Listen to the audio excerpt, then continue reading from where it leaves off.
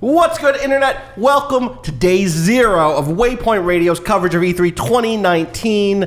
We are here in Los Angeles, California, after fighting with technology for a full day. And I don't just mean the Watchdogs Legion reveal, but also we played that, so we can talk about that a little bit. Austin Walker here, Patrick Klepek, hello. Rob Zachney, Kato on the boards, hello. And we have joining us... Special guest, Dante Douglas! Bow, bow, bow, bow, bow. I'm here. I just flew into LA, so all I know is pressers, so I haven't touched anything, but I'm That's down fine. I'm just down to here. I'm here to give my opinions. Same.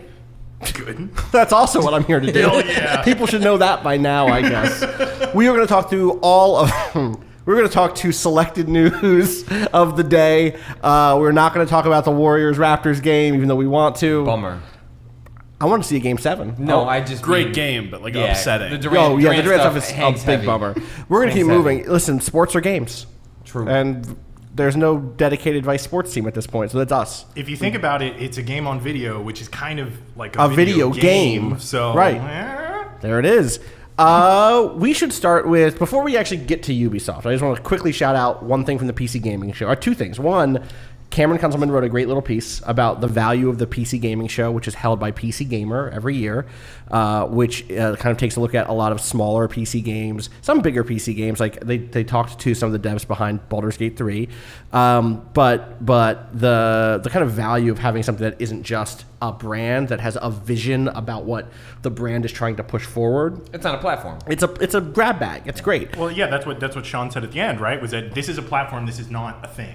You gotta Totally. get right up on that. You really sorry, got to even bring it towards you. Oh, Yeah, okay, you're good, okay. you're good. Sorry. Yeah, we No, want to be it's up my on fault. it. No, totally. Yeah, totally. I do think like this is the PC Gaming Show is a showcase of a platform. It's a as much as it is also Epic showing that they can sponsor this sort of thing, which it But is. they need those sponsors, right? Yeah, Because you because don't it's- have a platform like a generic. It's not Sony. Right. Yeah, exactly. Totally. And I want to shout out the second thing. There's Unexplored 2. Unexplored is one of my favorite little roguelikes. Hell yeah. It came out on the PC last year or the year before? Last year. No, the year before, and then it came out Switch last year. Yeah. Great game, and they have You can already start playing it. If There's- you yeah. go to Fig and just like I don't know, you back throw at money at it. Yeah, throw money at it, and then you can dig into it a little bit. What was that game that was like a film noir in space? Oh, that's Genesis Noir. Yeah. It looks really cool. That was a Kickstarter game. I want to say sometime last year. Looks really fascinating. I have no idea how it works at all, but it's extremely striking, and I believe it's a noir mystery about the Big Bang. Hell yeah. You know what? Classic tale. We- told in video that's games. classic. We tale. still don't know the answer to that one. We really don't. And you know what? I'm glad someone's tackling it in a PC game. Yeah, that game looks gorgeous. I've been like lightly following that for a while since the Kickstarter campaign. Cool. Anything else at the PC Gaming Show that we think? Man-Eater. Man, Tell me about- What do you? No, I have nothing to say. Ask me on Thursday after I go. You and be see a it. shark. You be a shark. After I- you be a shark. I appreciate that they threw a bunch of time at Maneater for a game that is the type of like premise for a game that I imagine like, oh, I'll see that on Steam and be like, I'll take an afternoon for that. That Yeah. sounds fun. Yeah. Put on a podcast and eat some people. Like that's great. But I'm not gonna like. You're saying if you were like a paid, respected reporter who has time is valuable, you wouldn't spend an hour going to see that on the Thursday of E3. Oh, did someone do that? This is why I've made it this far, Dante. How was Maneater? I don't know. Ask me on Thursday. Oh, okay. Oh, duh. Okay. It looks good though. It looks like, look, it's an elaborate goof that they have decided to put a decent amount of money into making a really elaborate goof. It reminds me of Goat Simulator. Sure, Like yes, in the sure. same way, right? Yeah, yeah, yeah. Which is like, Sure. with Goat Simulator, my thought was always, look, you're paying $15 for a joke, but it's a really good joke. Right. And they put a lot of money and they put a lot of work into it to make it fleshed out as much as that joke could be. Look, when that shark did like a backflip coming out of the water, we collectively said, that's fucked up and scary. Yeah. If you saw a shark do that, I think our thought was, praise Queen Shark like you are now our ruler. Devour me. We are good. Please fuck me up, fam. Like that's it. If I can just be one step on your pathway to Your evolution. Yeah, your evolution to Empress of Earth. It's a vor game, guys. Oh. Damn, when you put it that way, Yeah, now that's- Waypoint's very into it. Yeah. I wasn't good. I didn't want to say it, but no one was saying it, so. Yeah. Is Vice Gaming into that? Is Vice what- Gaming or Vice Vice Games? Games? Nintendo wrote it down as Vice Gaming. They did. Shout outs to Mike Diver, honestly. Wow. Anything else PC gaming? Can we keep moving? Vampire the Masquerade Bloodline still looks good. You're seeing that tomorrow, Rob, so we'll have more on that one tomorrow. Yeah, Super Shout outs curious. to Carrie Ellison. Cool to see Carrie Ellison on the Cool to see stage. Kara Ellison on stage. Yeah. I definitely think, I think the PC Gaming Show is one of my favorite things to see. It is both like the cleanest E3 presentation because it's literally just like, here's a bunch of trailers and then 30 seconds of talking to the devs. Great. But it avoids all of the ridiculous glitz that kind of like fluffs that up for the other presentations.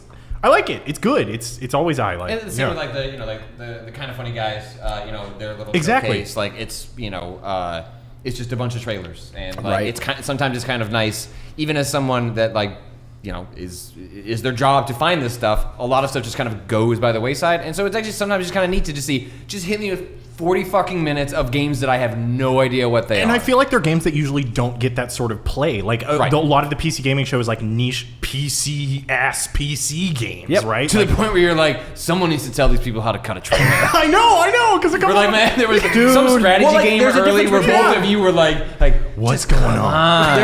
There's a difference between a trailer that goes on a Steam page Yes. and a Yes. trailer that goes into a trailer reveal like show, which has like to compete directly with a bunch of other more well cut trailers. Exactly. So it's tough. Other than that, people should go check that out.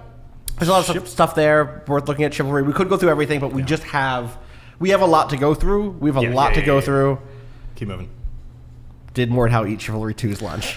Oh my god, when I first saw that, I'm like, why are they showing a trailer for more now? Because I'm like, that game's already out. Yeah, but there's one crucial selling point, though. You can play Chivalry drunk. Yep. Oh, they That did was- pitch that. They said we're pretty sure half of our player base. I didn't know is drunk. Mordhau had a breathalyzer when you like fired it up. It is illegal to play that drunk. Yeah, like so here's Chivalry, like bringing the party back to medieval combat. I also love the whole like what sets your game apart. Well, we have um, medieval objectives. Medieval objectives. We really think that our fans want to draw, are excited the way we draw on medieval history and major events of the time period. What were some of those major events? What are the big events? Siege of Castle. Siege of Castle. Number one. Pogrom. Pogrom. Great.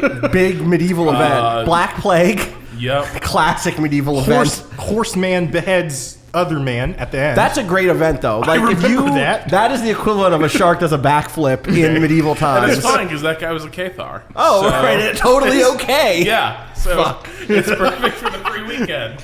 God. All right. We are going to keep moving because if we don't, we will linger on It'll this take forever. forever. Yeah. Because we have a lot to talk about. Ubisoft kicks off with an orchestral summoning of the Assassin's Creed series. Honestly, it might have been a highlight of my E3, not because I particularly like cared or didn't care for it, but Rob Zachney's response to this symphony of just like, damn, I want to play some Assassin's Creed. You literally were like, these look like good games. and then I pointed out, I was like, no gameplay in this cinematic, and he's like, yeah, exactly. But you played them. I own many of them. And I've installed some of them. But here's the problem. Every time you fire it up, like all like that entire like orchestral arrangement, the medley of the different themes from the different games, it's all like being accompanied by footage of like redcoats firing in formation and like people doing boarding actions aboard ships and like people having like sword fights in France. Yeah. And I'm like, I want to do all of that.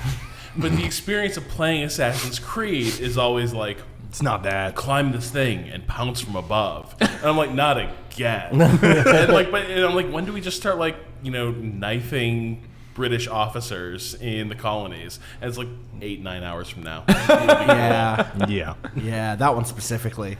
I like that game more than most folks when it came out, but no, that's not true. I still did not like that game. I like that intro more than most folks when that came out. Did they miss a trick by not making the intro again? Like, is it you had like... I don't know. I think that came out. We cannot do this You're going to again. relitigate Assassin's Creed 3? Because we're about to talk about Watchdogs Legion, which is probably it's the biggest thing that I think Ubisoft showed off today. That game is out in March. Yes, March 3rd or something. Something like that, 2020. The leaks and rumors were true. The pitch of that game is that the line between NPC and player character is utterly blurred. And You were playing as a sect or a DedSec. You're just playing as DedSec, but you're playing as a cell of DedSec in London, in a near future post-Brexit dystopian version of London. By which I think what we mean is a simple, small extension of many programs and kind of ideological aims that are already incredibly present. And so Well, it was the same sort of thing where they're like, we're imagining a world where technology has taken a dark turn, and I was like, my guy, this one? what? Where people I'm are hearing being that technology is already taking a dark turn. people are being deported. Word? Okay. Cages, people in them. People are in cages. Wait, I'm hearing that's already okay. All right, well, it's a darker turn. Totally. So the pitch as it was given is British accents. London is a big iconic city.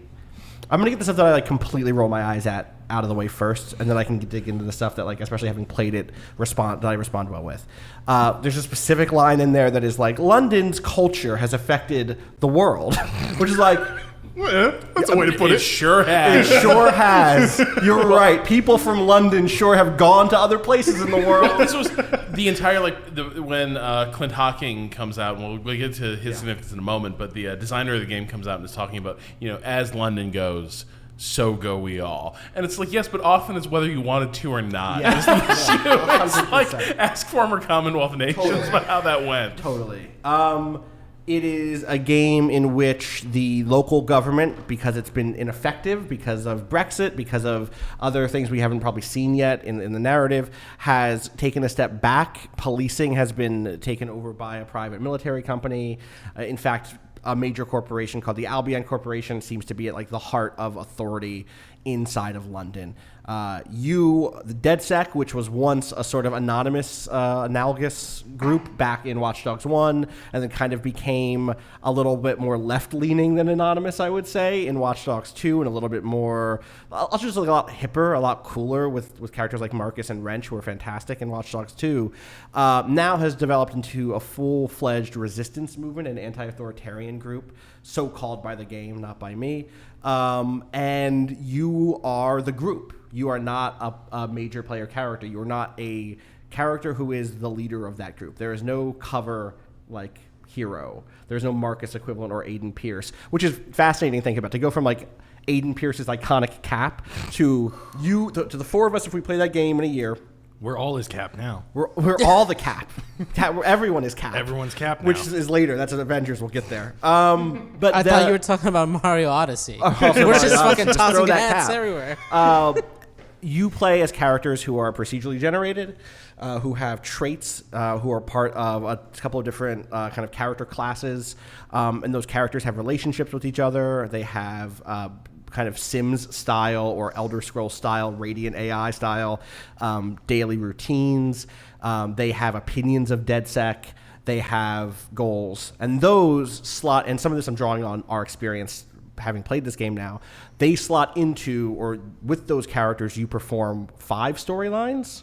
The way they sold it. Yeah, there's like 5 major branches of storylines. Like one, like when I had a chance to talk to Clint for a couple of minutes, and like it's like one's like the private military contractors. One is like, the three that they talked to me about were private military contractors, organized crime, which has seen a spike, and then, which we'll talk about, and then, there was a third one that was kind of, there was a third one. It's going to kill me that I don't remember this. Let me see if I have it. Anyway, privacy, right? The surveillance state, specifically the surveillance state was the third of those. There's 5 of those. You think about something like Assassin's Creed Odyssey, which similarly kind of had a bunch of story threads through it, where there was the cult story thread, there was the familial story thread, there were like a bunch of them, and a lot of those had endings on their own. My supposition is that will be a similar structure here, that you will finish off those different things, and maybe they'll all build up to a big central one, the way they kind but of... it's kind of like a checkbox, like boom, did that one, move on to the next one. Totally. Seems like a very modular structure too, if they wanted to add more down the line, Exactly right? Because that. then they can just like,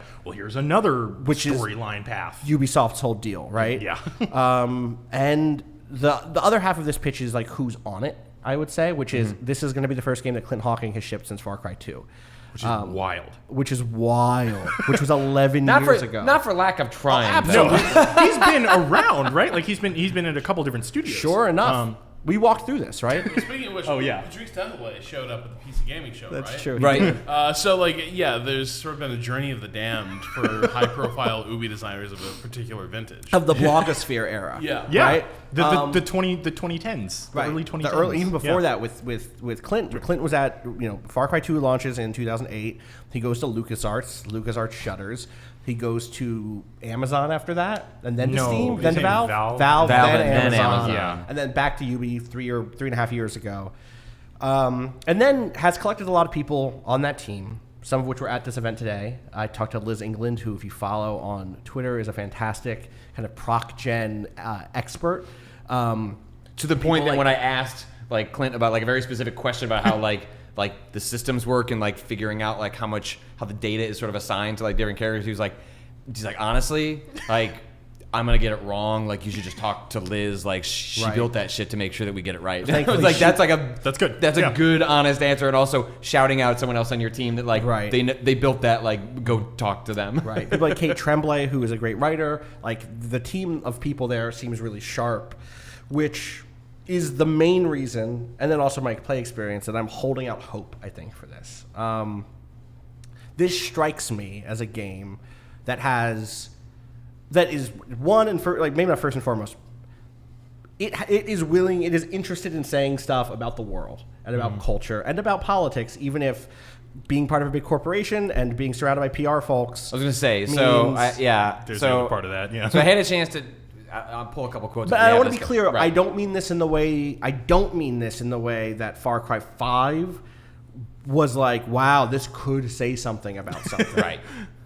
I mean this in a much more focused way, and I mean this in a way in which when you talk to the people making this game, it feels like they have stuff that they want to say. Yes. It feels like PR is a little shook by the project. Like it has sort of an ideological thrust in a way that Far Cry 5 I think didn't. I think it's a very broad thrust. In fact, Okay. the thing that one dev that I spoke to said was, it's not a very brave thrust. Anti-authoritarianism isn't brave. The idea that we need a diverse set of people to push back on authoritarianism isn't a brave position, but it's not one we see taken very often. Right. Yeah. And so, and I'm paraphrasing that, but that is 100% the gist of what was said. And so, like, that is the heart of it, and that is a political heart, but also, I'm at the point where it's like, I don't want to just have the conversation of like, but Ubisoft says it's apolitical anymore. I want to just be like, well, what's the work say? Let's talk about the game. We know that's bullshit. You can look at a whole, basically like what. Yes. I think the best way to look at it is like, well, let's look at a holistic analysis of what this game is saying. Obviously, we can't do that yet. The game's not out yet. But Right. theoretically, Right. right, that's how you approach these sort of things. What is this game actually saying about this quote unquote post Brexit world that it Totally. keeps touting? And Totally. that's obviously marketing shorthand. But what is it marketing shorthand for? Yes. Right. Exactly. And then what is it doing in the game itself? Patrick, you talked to Clint a little bit about this. Or Yeah. not about the meta conversation. You just dove into the conversation. Well, because part of this is like due to like the setup of the conversation was like I came out of Austin and I both played about an hour of the game, and as I'm rolling out, I just happened to lock eyes with like a PR person, and they were like, "How's your demo?" And I was like, "Oh, it was good. Really enjoyed it. Thanks." I was like, "Are there any interviews?" And like, "Oh, I actually think Clint's gonna be available in a minute." I was like, "Okay." Usually like pre-book this stuff and everything's lined up with very specific times, and this was just sort of like, we'll go see. They come back and then they roll over to me and they're like, "You can have 5 minutes." And I was like, oh, that's like not enough time for.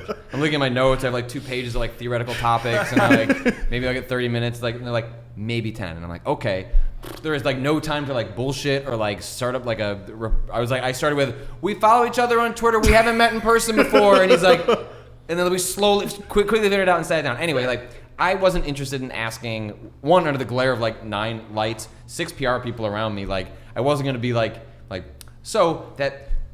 Ubisoft political interview, like in the context of that, so my thought is like, and we were talking about this off mic, is like, look, and we just talked about it here, of the idea of like treating them as cultural objects that are saying things regardless of like how the media training stuff comes out of that. And so my question to him was more along the lines of like, look, like the trailer for this game opens with like immigration cages. Like we know there are kids on the border right now in fucking cages, and it's like you were playing with taking from like real life imagery in which like people are being affected, hurt. I was like, what kind of conversations have you had about taking that imagery and then putting it into like ostensibly like an entertainment product? And it's like, where does that go? And so his response to that, which I think is in some ways like a wink wink, he says we make culture, which I think like Yeah. We make looks over his shoulders culture. Yeah, but I think like that's a smart way of like rephrasing what we're talking about, because someone like Ubisoft, especially given the way that Gamergate crowds respond to the word politics, it like that word has been like turned toxic to a company like Ubisoft, in which they're clearly making political art or games or however you want to. Right, they're employing people who clearly have political things to say. Yes. Who are the people who I'm sympathetic for in that situation? Are the people who are like, I can't fucking believe that my boss's boss's boss is telling me I can't say this. Right. How do I get them to give me money to make the thing I want to make anyway? Anyway, continue. I don't know. So what was Clint's response? So he says, we make culture. Somebody makes a film with people in cages at the border, we don't question that. Make a film worthy of talking about, and I'll watch it. Don't belittle or appropriate it for gain.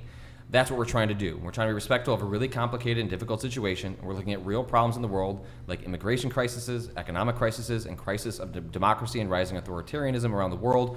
And we're extrapolating those things into the future and saying, in this game, you're going to be a group of people, not a hero who's going to shoot everybody to solve the problems, but a group of people who come together, put aside their own differences to fight back against those things and build a better future.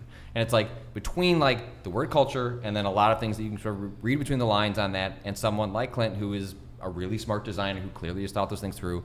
You know, where these games' politics actually land, like, who knows? But there are things enough in that statement that you're like, okay, that's like a decent way of like reframing the conversation. I think that's a very smart way to, from him. That's a very good way of answering that without saying it's a anything wink. trivial. It's like, Yes, of course, exactly. like you should be looking at this game in this way. I think you have to really want to say a wink. Like, I hear that and it just sounds like a bag of nothing. Like,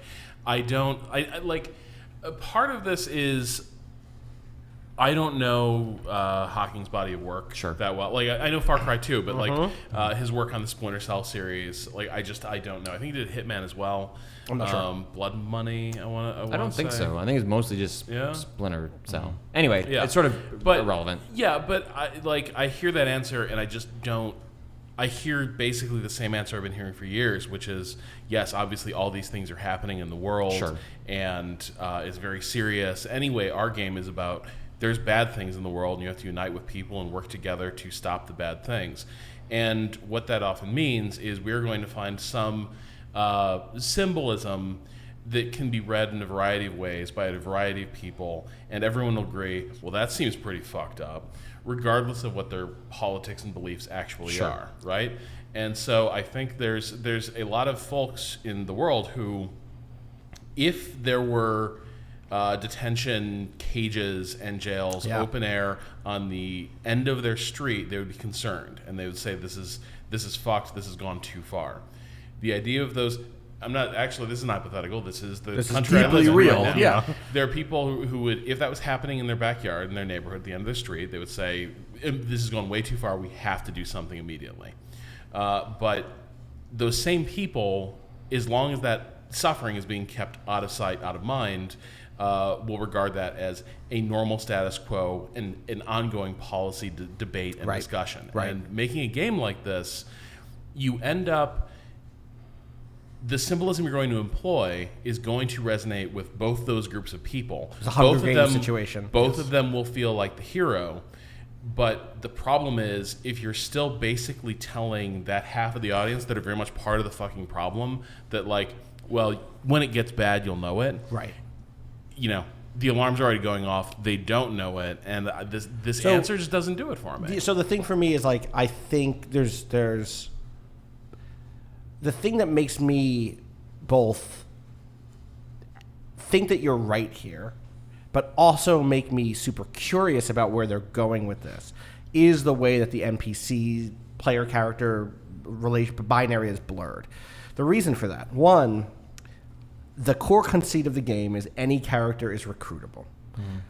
I don't think that anyone in the world is recruitable to any political position or popular movement. I think that if there were people on the end of this street right now in cages, there would be people in this town who were like, hell yeah. And I don't care how many or an apathy of well, there's a reason. There's a reason Yeah, for it. yeah. And I don't think there's any amount of personal favors I could do those people to bring them on board. There will be many people who are like signing up to be like, let me guard the cages. Yeah. That is the reality of this world. That is Well, the in reality. LA right now, it's homeless people. Right, Yeah, absolutely. yeah. Absolutely, right. So that is where I'm 100% with you. And I think that the mechanical system that they are pushing here, the idea of you can play as anyone, undercuts the reality of a political moment of crisis like this, specifically of authoritarianism, which is that authoritarianism doesn't only happen because people with guns are in power. It happens because people often vote them into power. People Because without guns. Right, Yeah, that's decide. the thing. Those people, those are the ones who I'm with, right? Those people have my values at heart and are going to defend them and enforce them for those degenerates who refuse. So that's the part of me who's like 100% with you in your skepticism about Clint Hawking's position there. The other half of it is that, one, I don't know that Clint is the be-all, end-all on this project. I think that there is, when I talked to some devs throughout the day today, one of the things that they kept coming back to, and I don't know if Clint talked in this way too, but was like, this is not Clint Hawking's game. Yeah. They were like pretty active about like, yeah, we collaborate in a way that I've not collaborated on games before. To one example of that, in my presentation, Right. there's in our setup is like you went to a 10-minute presentation, then you played 45 minutes of the game. Kent Hudson, who I don't know, was he the one that gave your presentation? I think so, too? yeah. I don't know but he's one of the principal designers. I don't know his exact title on the project. Something came up, and then someone shouted something. There were a lot of influencers, let's say, and like we were a little more participatory in the presentation process, in which there was they were talking about non-violent sort of like interactions in the game, Yeah. and then someone was like said something about the guns, and then he like pushed back, saying like, well, actually, like I argued really fucking hard to make sure that you can make it through this game without killing anyone, and that sort of thing where like, and he was like really a lot of conviction in saying that. It was like not part of the script. It was like an offbeat moment.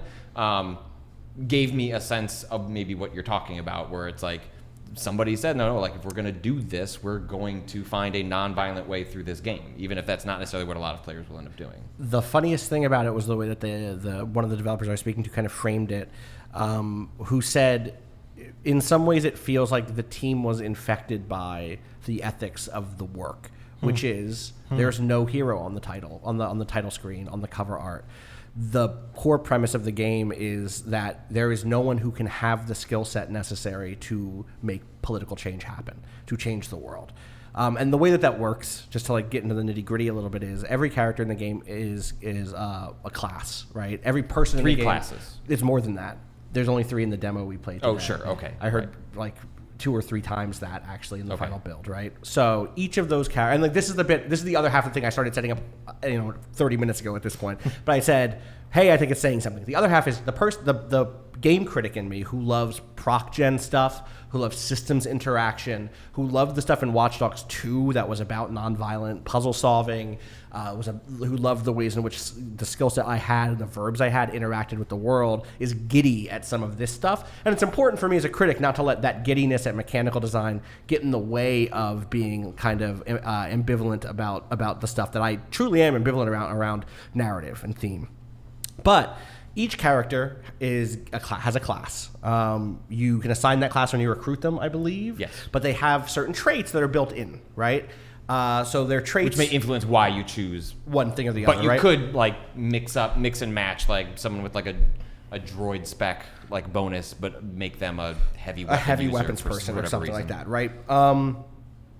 And as they level up, you get them, you kind of work them through a progression. They can get 3 skills, but there's like 12 or 15 skills per class. And so no single person, you're not going to have like, oh, here's my number 1 hacker. You might have a hacker who has the skill set you personally like the most, but you might still come to a mission where you're like, fuck, I actually need the version of the hacker who has the droid or the drone that they can control that has the turret built into it, so that I can like run into the room and like stun gun all these guards, instead of the version of it who can do a stun knockout and keep controlling the same one or whatever, right?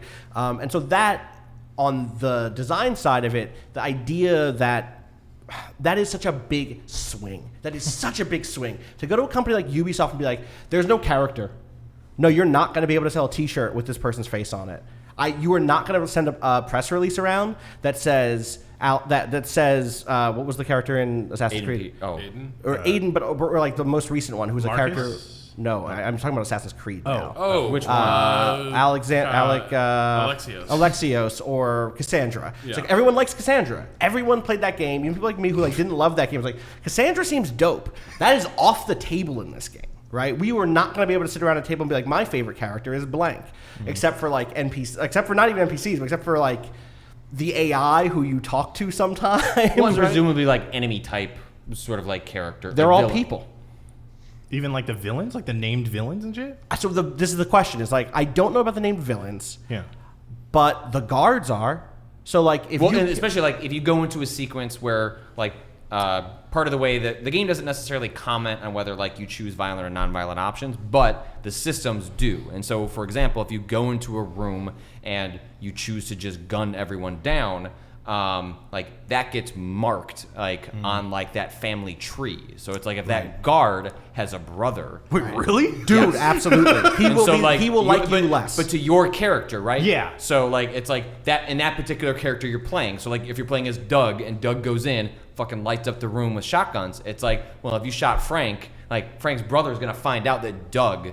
And he's gonna like DedSec less. And then there was also conversation about how that will tie into potential faction relationships. Shadow of Watch. So that's the thing. Shadow that's- of Watch. So that's so in response to me asking Clint of like something we were talking about during the presentation was like, well, this whole thing of like, well, yeah, of course there's gonna be people who don't necessarily want to be part of the resistance, like are going to be either friendly with the authoritative government. And his response to that was like less that. Because it seems like they're really settled on like you being able to recruit anyone. But he said your actions will send people to different factions, to different extremes. And that was the example of like, look, you want to go in and light everyone up, then like that family tree or that like specific person may get sprouted in a different direction. If you to go try and recruit someone where they have like, let's say, a debt to someone who's blackmailing them, like you'll get that person, but that person who was blackmailing them, they will go down on you or according to the tree and like get pushed in some other direction. Some of the idea there too is something like there was a character who I ran across who was a corporal in the military. I was like, he fucking hates DedSec. He's a cop, right? Or he's a soldier. And yes, and this is again where there's some disconnect for me is like, I don't know that I would ever be able to radicalize that soldier by fixing his debt problem or whatever, right? Or prioritizing his medical care at the hospital. Right, which is one of the things that came You up. could also right? euthanize people. Can you? Yes. Jesus Christ. So this is one of those interesting, like designed play as intended play type issues. Because I'm thinking about this and I'm like, you could do some fucked up shit. in Oh, this game. absolutely. Like, I mean, immediately, like, the premise suggestive is stuff, already right? the very basic premise. And I asked them about this was like, okay, wait, you're telling me like I'm supposed to be this positive resistance movement. Every move I have, every verb that I have is fundamentally based on a breach of privacy. It's fundamentally based on a breach of consent. And the descriptor is fantasy. That like Clint used that on stage Right. multiple times. Right. The term was fantasy. Right. That makes so, it, like, what would worry me about that, right, is that like without a sort of like firm ideological thrust of the game, then suddenly, and without, I would say, mechanical drawbacks to doing quote unquote bad things, Right. then you're going to end up with players using this as like a cruelty playground.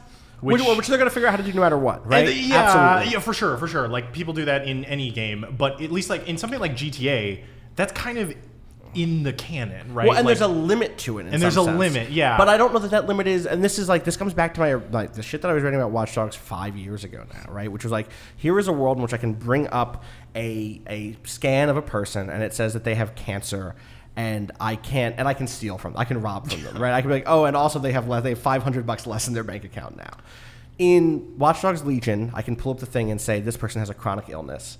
And in fact, that chronic illness might make them mortal in a way other characters aren't. So yeah, For the instance. way that like there is a one of the random stats going to get assigned to a character.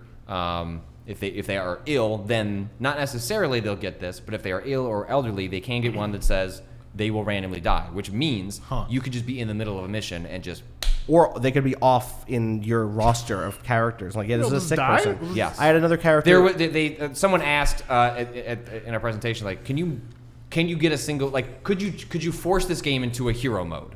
Could you essentially main a character and get them to the end? They said, yeah, probably technically, but seems against the spirit of the game and would also be extremely difficult to do. I think the difficulty is the interesting part there because it could be technically very hard, but there's always going to be some speedrunner who does it. But if the game is actively pushing you against that, yes, which I think it sounds like it is. Well, for example, the way the revival mechanic works is where it's if you get hurt enough, you go down, and you can either give up, which means you get arrested, or you get back up. If you choose to get back up, the next time you would go back down into that stunted state, you just die. Right. So you can you can get that character back, or you can let them go get arrested, and then maybe you get your hacker, and then you bring them over and you get them out of jail. There are ways to run that loop. Here's the one that got me. I was like, fuck, this is cool. You can get your hacker, you can try to storm Scotland Yard or sneak into Scotland Yard and then hack the computer and get them off the hook. Or you could even go in there and also put a warrant out for an enemy's arrest, for instance. Or you could go recruit some lawyers. And lawyers have a passive, which is they reduce the amount of time your people are locked up. And it's oh, here is the systemic case that they're making that is revolutions aren't won only by people with guns or only by people with law degrees or only by politicians. And those people are geographically, you can find them randomly, you can just scan and find a lawyer. Right. But if you're looking for a lawyer, you go to the financial district. If you're looking for there's a section in one of the story missions we went through where there's sort of a permanent sort of protest that's happening. Right. And I remember asking the designer who was next to me showing me the game, I was well, it'd be sort of weird to someone that was cool with the regime would be hanging out here. Oh yeah, they wouldn't be here. If you're looking specifically for people who already have their pro resistance status up, I forget what they're calling that metric. But there's literally a bar. It's DedSec neutral. Support. Yeah, support. Yes. If you want people who automatically already have their support up, they will be in areas where protest is happening. Right. So it's you want a lawyer, yeah. There was a specific person who I almost recruited who was a games journalist. Damn. Who had previously been a blogger. Damn. And his only ability was doubles the amount of support you get when you're playing as him trying to recruit characters. That's where it lost me. Rob Zachney, we radicalized some motherfuckers on this podcast. You know it. And that is the part of me that responds well to games like State of Decay, the part of me that responds to games like Safe House Diaries, which is such a weird deep cut that I think probably 1% of people listening know what the fuck that is. The part of me that responds really well to stuff like the buddy system in Far Cry 2 and who thinks oh wow, there is so much, or who follows Liz England on Twitter and is wow, your coverage of Proc Gen or Tanya Short, people who are doing, or Tarn Adams, who are doing really interesting stuff in the space of Proc Gen storytelling, or Rob Zachney and me doing XCOM runs, right? Being wow, I love to have the raw materials to tell my own stories, right? This is a game that seems deeply interested in that thing I asked for last year, which is I want games that help people learn the skill set of filling in the gaps to tell their own stories with raw materials. And if it can enable that a little bit, I'm going to be cheerleading for that part of it, at least, even as I remain skeptical about the kind of big picture political viewpoint it might have. I guess my only mechanical worry with this, honestly, from what you've said, I haven't had hands-on with it, sure. But you mentioned you could recruit a lawyer. But cannot the lawyer shoot gun? Why not? Why wouldn't you just? Well, there is there's a really weird jump that I'll be curious if it gets addressed in all the game. I don't think so. I think they're just going to paper over it. So it's the way the demo is set up is you are in front of a bar and they're cool, walk into the bar and then you can scan whoever you want. This demo is going to let you recruit any number of the 12 people who are in here and I left and recruited someone. So fuck. Oh, that's cool. Yeah. In fact, I recruited someone who was either cheating on one of their partners or was in a poly relationship. Because when I was how do I recruit you? The thing was well, my girlfriend and my paramour are both have warrants out for their arrest. If I can clear those, he'll like DedSec enough to turn his back. He's great. I just need to describe him. Sure, go. He's wearing a red leather jacket. He's a black dude with a red leather jacket with black jeans and a huge mohawk, deep punk vibes, who had the character thing that was like police record for inciting anarchy. And because of that, he had plus 40% damage to captain enemies and 10% faster reinforcement calls. Oh, did that happen to you? What? Your NPCs, not your NPCs, the rest of your team helps you in passive ways in the background during certain So that events? I was in a mission and I was like sneaking around. I was playing one of the stealth types, and then all of a sudden like things start popping off and they're shooting at someone, and I was like, "What happened?" And the designer was like, "Well, peek over." And we peeked over and it was just like, "Yeah, this one of your boys just came through." And he's just like, Okay, that the rules. opposite That rules. That's the really opposite cool. thing happened to me, which is like I got fucked up and was trying to run from the cops, and one of the other people in my team, who again is not a scripted character, it is a scripted character, but is not a character who was scripted by name, was like, "Oh, they got drones on you, let me help you." And all of the police drones just like, "Bing," and like buzzing flies fell to the ground and exploded, which was cool. Anyway, I'm gonna keep talking to you about my boy who I recruited, fine. whose name is My Herbert boy. Hopkins, who's in debt to Clan Kelly, which is one of the kind of organized crime groups, whose paramour had an outstanding arrest warrant and whose girlfriend had an outstanding arrest warrant, and who had a parole officer who I could go deal with, who had a loan shark I could go deal with, who had the girlfriend and the paramour. And all of those people exist in the world. And you can literally pull up on the map. You can go to like on an individual basis for a character. It shows based on those interactions, like at what time and what routes they're going to go on. So you can just go observe it, like get information about like what they're up to, like and start making decisions on how you choose to push back. And the reason I'm underscoring this so deeply is because this to me is so importantly different than Ghost Recon Breakpoint. This is so importantly distinct for me than, like, you know, it was a joke when it was written the first, or it wasn't a joke, I guess. Can you hug the demons? If only I could hug Doom's demons. Like, it is radical to conceive of a AAA game in which every character has personhood. It is not, maybe that radicality is not like enough to shift things permanently, but it opens a gate, and importantly for me, the people who play this game, some of them are going to go on to become game designers. And if they at 15 are playing this game and It's are a like, framework. right, and they're like, "Oh shit, I really liked it when I got Herbert Hopkins killed, that like his girlfriend hated me for the rest of the game. That was like a weird and interesting thing." And that, like, you know, at the end of the game, the graveyard has a bunch of DedSec members in it that you can, like, that are there. People are mourning, and you've lost kind of control over the narrative of your resistance movement. I think that Do we know if that can happen? That specific thing was described to me. Oh, okay. Yeah, I was gonna say, was it you or it's on Twitter where it's like someone can die, the girlfriend will then start visiting a grave, and you can like go observe right. that. I think what really does interest me about this type of like mechanical setting is that, yeah, I think it does put the onus on the group instead of the individual. What worries me is that what you just said, every character has personhood, that makes like 15,000 red flags in my mind go up like, no, they don't. We can't do that. That is not possible in video games. Sure. What you can do is you can assign them a bunch of tags, and your brain can fill well, in the good and you part. can assign them now. You can give them your specific agency, the Yeah. particular player tag, which is like I'm video playing you games in now. AAA space. Players are the most important, are made to be the most important Yeah. thing. This does not necessarily take that away, right? It doesn't, This game and- does not yeah. continue without you playing it. It is an important distinction, right? And well, also, I just mean in a level of just pure, like, the amount of things we can do with proc gen Right. are kind of finite Right. now, because for every bit of, you know this, every bit of like broadness has to be kind of countered by a bit of depth. Right. And everything you just said sounds really cool, but it also makes like alarm bells go off in my head, like, this can't be that deep. How It could they do can't be. this? It And also, cannot what do conditions is it in which they're making a game like this? Yeah, Right. and like, Right. it sounds very cool.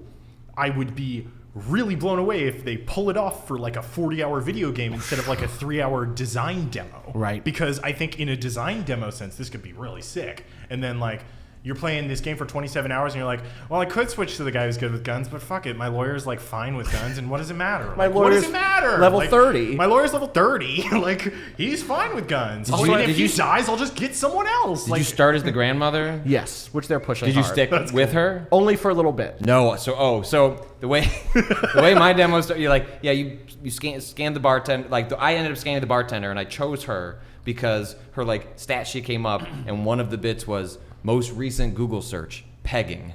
God. And I was like, okay. Good for her. And I Okay. said, What's good? And I said, Glad Brandy's still out there. and I said, I will recruit you. And then we. I need your skill set, man. and she had some information that she needed to be buried. And I was like, I bet. And Say it loud, say it proud. So I go outside, and the designer running the demo with me, he's like, so she's pretty slow. If you wanted to like switch to a different character who could like run faster getting around, I was like, nah. I'm staying with her, and I want to see what happens. And like, so there are I just put on two things, and then we'll move on because we've talked long enough about this game. One, yes, she is older. The game we talked about this or hypothesized like whether like the environment would react to like an elderly character in a way that's like, could you like go and like do some shit that like people just wouldn't notice or suspect an elderly woman? Like no, like the game doesn't work on that deep of level. Two, because all the characters have to be able to do certain abilities, they are not going to stop Grandma from vaulting.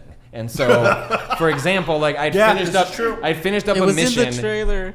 Just like, No. But what I did Yeah? was like I was like one story up. Oh. And like I was like, am I gonna hurt her legs? And the guy's like, no. Like, he's like, we kind of gotta. I was like, yeah, I get it. And the second thing is that so when I left with Grandma, he's like, you can fast travel or you can go steal a car. I was like, all right, I'll go steal a car. And there was some automated taxis, and so I had that taxi stop, and Grandma opens up the car, grabs this lady by the collar, throws her out, Does the GTA puts throw? herself in, need this. presses the A button on the controller, turns on the auto drive, and just that car starts moving. But as that happens, my automatic taxi, like maybe the algorithm, it fucked up, hits her, and then she falls over. I feel awful. I wanted Grandma to be like Right. assertive and show that she can do Yeah. this, but I didn't mean for this woman to get hit by a car. She gets up, walks like 2 cars up, opens the door, takes someone out, gets into that car, hits a car in front of her, causes a series of crashes. Right. She gets Open out, world games. and I pull up my scan, and I go, recruit that lady. Bring her into my team.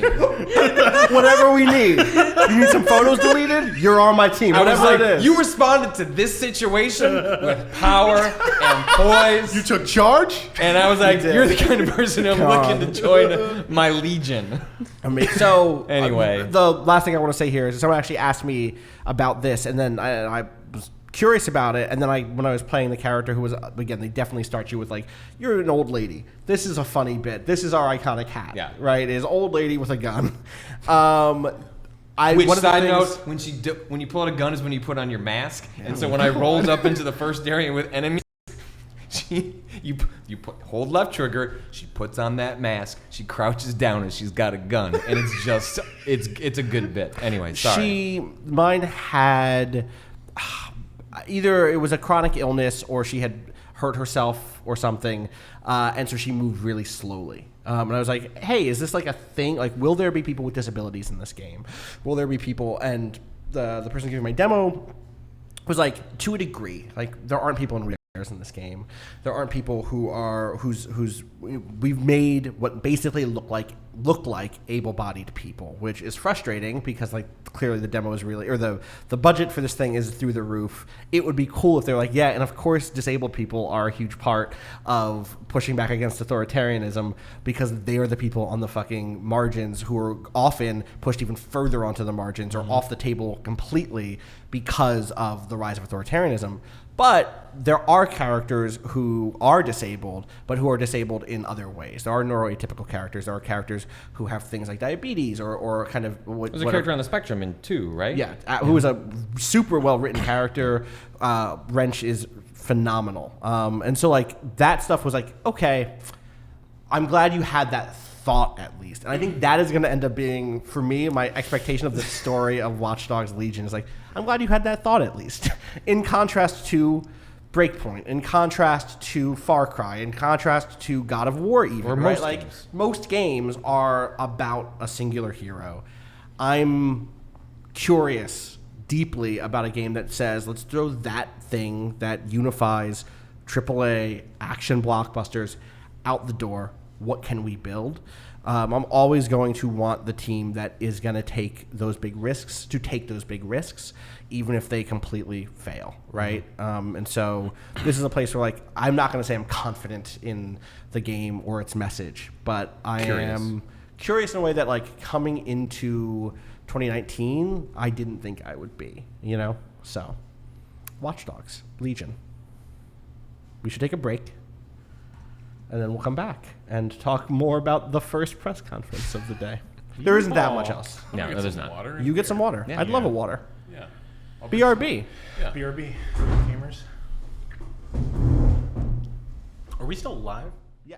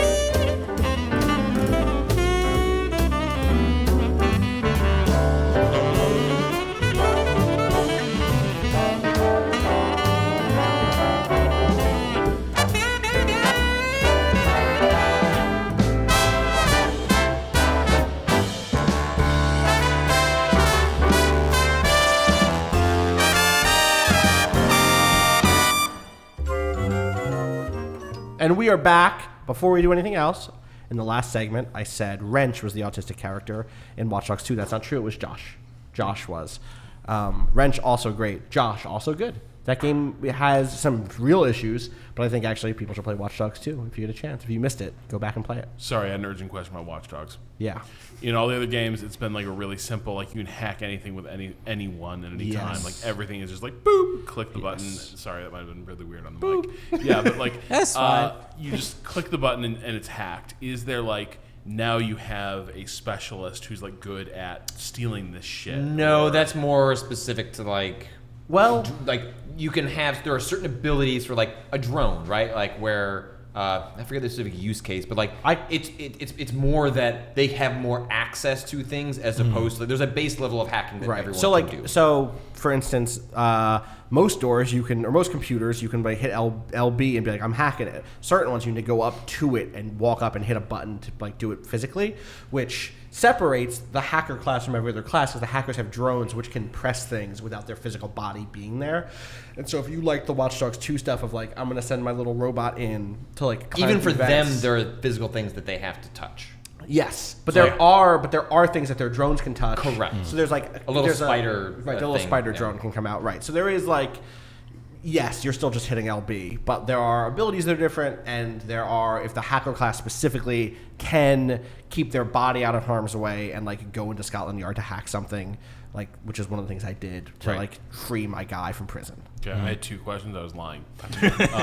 Can I also do a thing where I'm doing like the heist movie thing where this person is over here fucking this shit up, Right. and then switch to somebody else? Not to, in like, what they've shown. Okay. It's not as what they're just showing. curious. I bet that is like a mission thing, but it is Yeah. not. It was Like, not wouldn't be a surprised thing. if it's like pick 3 people and then like you hot swap between bits But- as you accomplish objectives. Yes, but that is not what they showed. What they showed was you go into a menu, you say, I want to switch to this person. And there's also, they at least teased like the online co-op stuff in which you'll be able to bring your crew online and also recruit like new crew members there and bring them back into your So if you have like offline crew that state. like my crew has a fucking sick look. Like I have made a unified look to my DedSec. I can roll into my game with my characters and show them off. Oh, Also, like just a small detail about like how they like roll out like the computational stuff is like it doesn't figure out like the stats of a character or like what the relationships are till you pull them up. Like, Oh, really? It's not like the game Interesting. spawns in and goes like, we have developed all 7,000 characters and like that. I mean, to some yeah. degree that's true, but in terms of like actual like the Google search, like these other little colorful details, like the game doesn't do that till you decide to like I'm looking at you. turn your eye to them, and then it goes. Information I cooling. didn't say Althusser last night. I'm saying it tonight. Althusser interpolation. It is in the moment. It is the moment that you are regarded as a subject that, okay, people should just, that's fine. Anyway. I was going to say it's reminiscent of Heisenberg, but Also that, obviously, but when we're talking about subjectivities, we're yeah, of talking course, of course. It's actually a better analogy. We're going to For me, I'm just thinking like, oh yeah, that makes total. It's cheaper. Of course it is. That's This why. answers some of the questions, like how do you do this? Oh. That's why. Well, no, that's It's what he. When I cheaper. asked that, he was like, "Yeah, it's a computational resource issue." Yeah, it totally makes yeah, sense. of It's, course, it's of not an course. absurd thing. You don't Right. want to No, generate no. that. But it's for just some it's like an characters. interesting detail of like how you Yes. do the execution of something with like that much granularity of detail. God, Right. yeah. Well, like, and that is the thing that I could get lost in talking about for the rest of the night. Yeah, is that yeah. style of stuff? Is the stuff that is like the ways in which the characters have attributes that are based on other attributes that are kind of overdetermined to create a skill set or stuff like that. Anyway, but we're gonna keep moving. What are we gonna move to, Rob? You got the master list over there. We got to talk about this sitcom situation just real quick. What the hell was that? So, Rob McElhenney from Always Sunny in Philadelphia, was he also the character who came out as gay with the amazing Yes. interpretive Yes. dance sequence? Yes. God damn, that was good. Came out to talk about this show called Mythic Quest: Raven's Banquet. It's kind of What a fucking good name!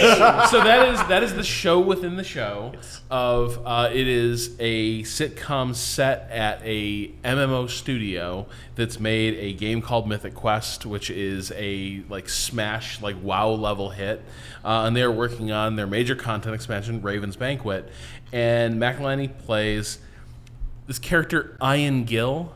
Ian spelled Ian, which maybe Yeah. maybe that's a pronunciation I don't know, but it's perfect.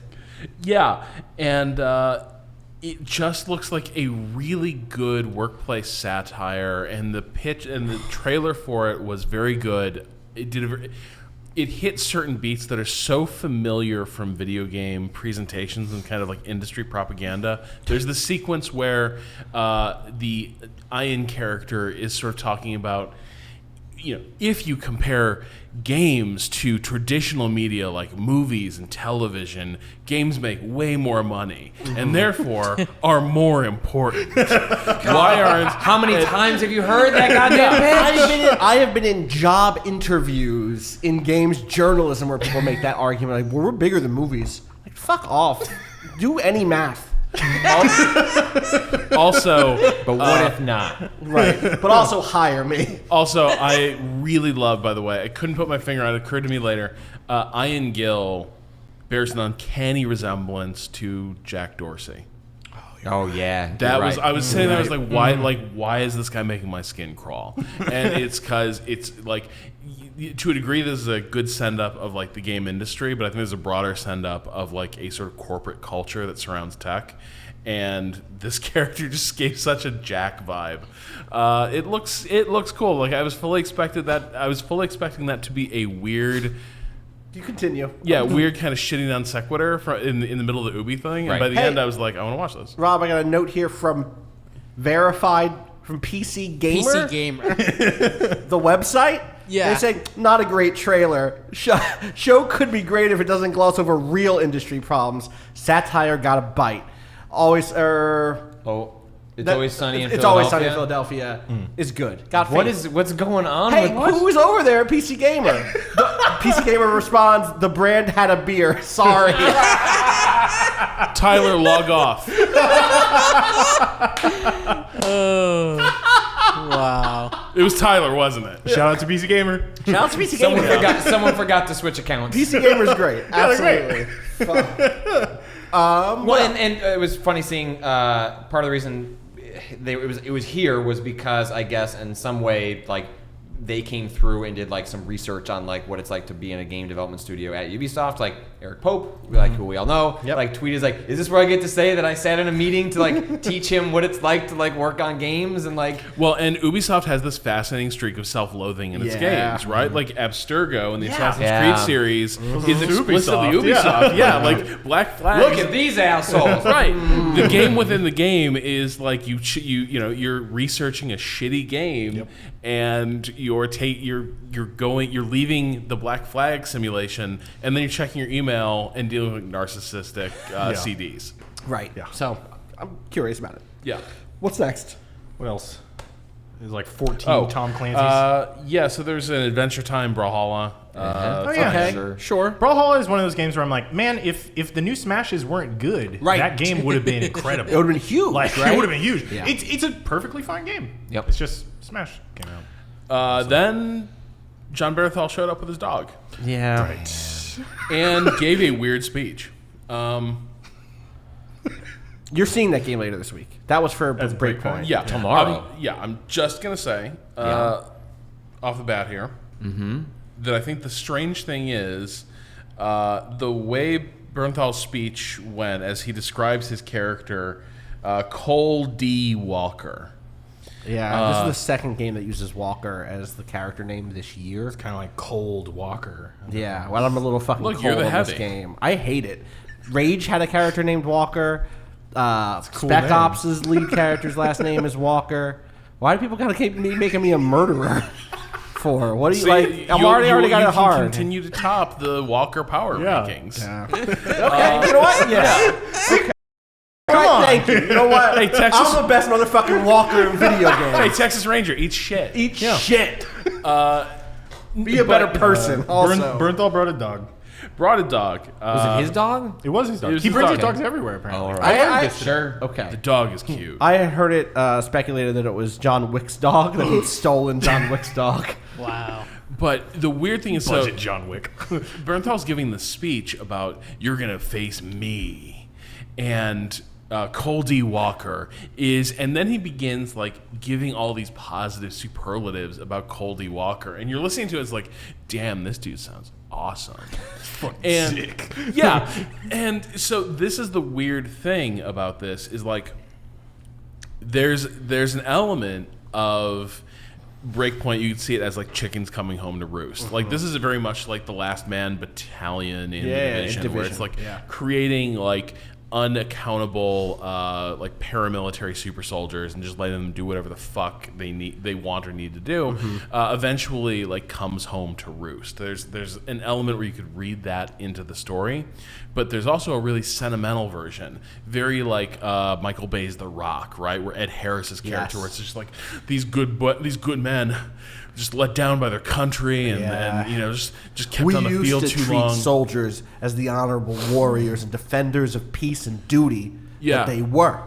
So now these guys just went totally rogue and did what they do best: invade someone else's country, occupy it, and begin rearranging it. Which speaks to the big disconnect on this is like, no, dog, like they really were. You can't.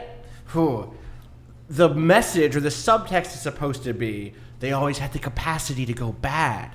The truth is they were always bad. Case in point, Watchdogs Legion. In Watchdogs Legion, I just remembered something I have to get to. Oh my god! There are protests. Someone's on strike in Watchdogs Legion, and you know who it is? The police.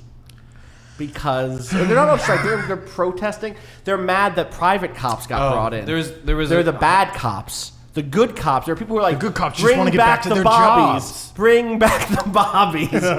What was that great Jean-Claude Van Damme movie where the police are on strike? Time Cop. New Orleans. It was Time Cop. No, it was Time Cop. Time Cop? Yeah, he went on strike. He was like, I'm not going to do a Jean-Claude Van Damme. I'm going to think better of it. The way Clint put it was, you said the police aren't really enemies anymore. They're what we call faction affiliates. They are affiliated with Albion, the military corporation, but basically they've almost become their lackeys. Albion has seized all the authority from the police, disenfranchised of their normal authority. Disenfranchised is a good word. Their normal authority. Their normal authority. Normal. Just watching somebody just like get hammered with a truncheon and just being like, damn, that could be us. Do you remember when? Man, Dante, this job used to mean something. Oh, man. We used to deploy riot cops on our own dime. On taxpayer money, not on corporate money. Anyway, we're going to go back. Yes, this is my point, is that the Barenthal character is positioned as like seductive and honorable, but like it isn't enough to be like, oh, they could go bad. Like, actually, the ghosts have already been doing the bad stuff. Yeah, wasn't the last game about, like, invading a country? Wasn't that the plot? Well, it was about rescuing a country from the cartels. Oh, my bad. That had turned it into a narco state. A very real thing. You hate to see it. You hate to see it. Sometimes when a country becomes a narco state, you simply have to bring in the super Navy SEALs. Look, if America became a narco state, I would simply assassinate all of the leaders. Narco state, but assassinate. Like piece by piece. By piece by piece. Look, if the United States had militarized the drug war in the 80s, then everything would have been fine. Yeah, if you think about it that way. No, I mean, but this is the frustrating thing is like there's this element of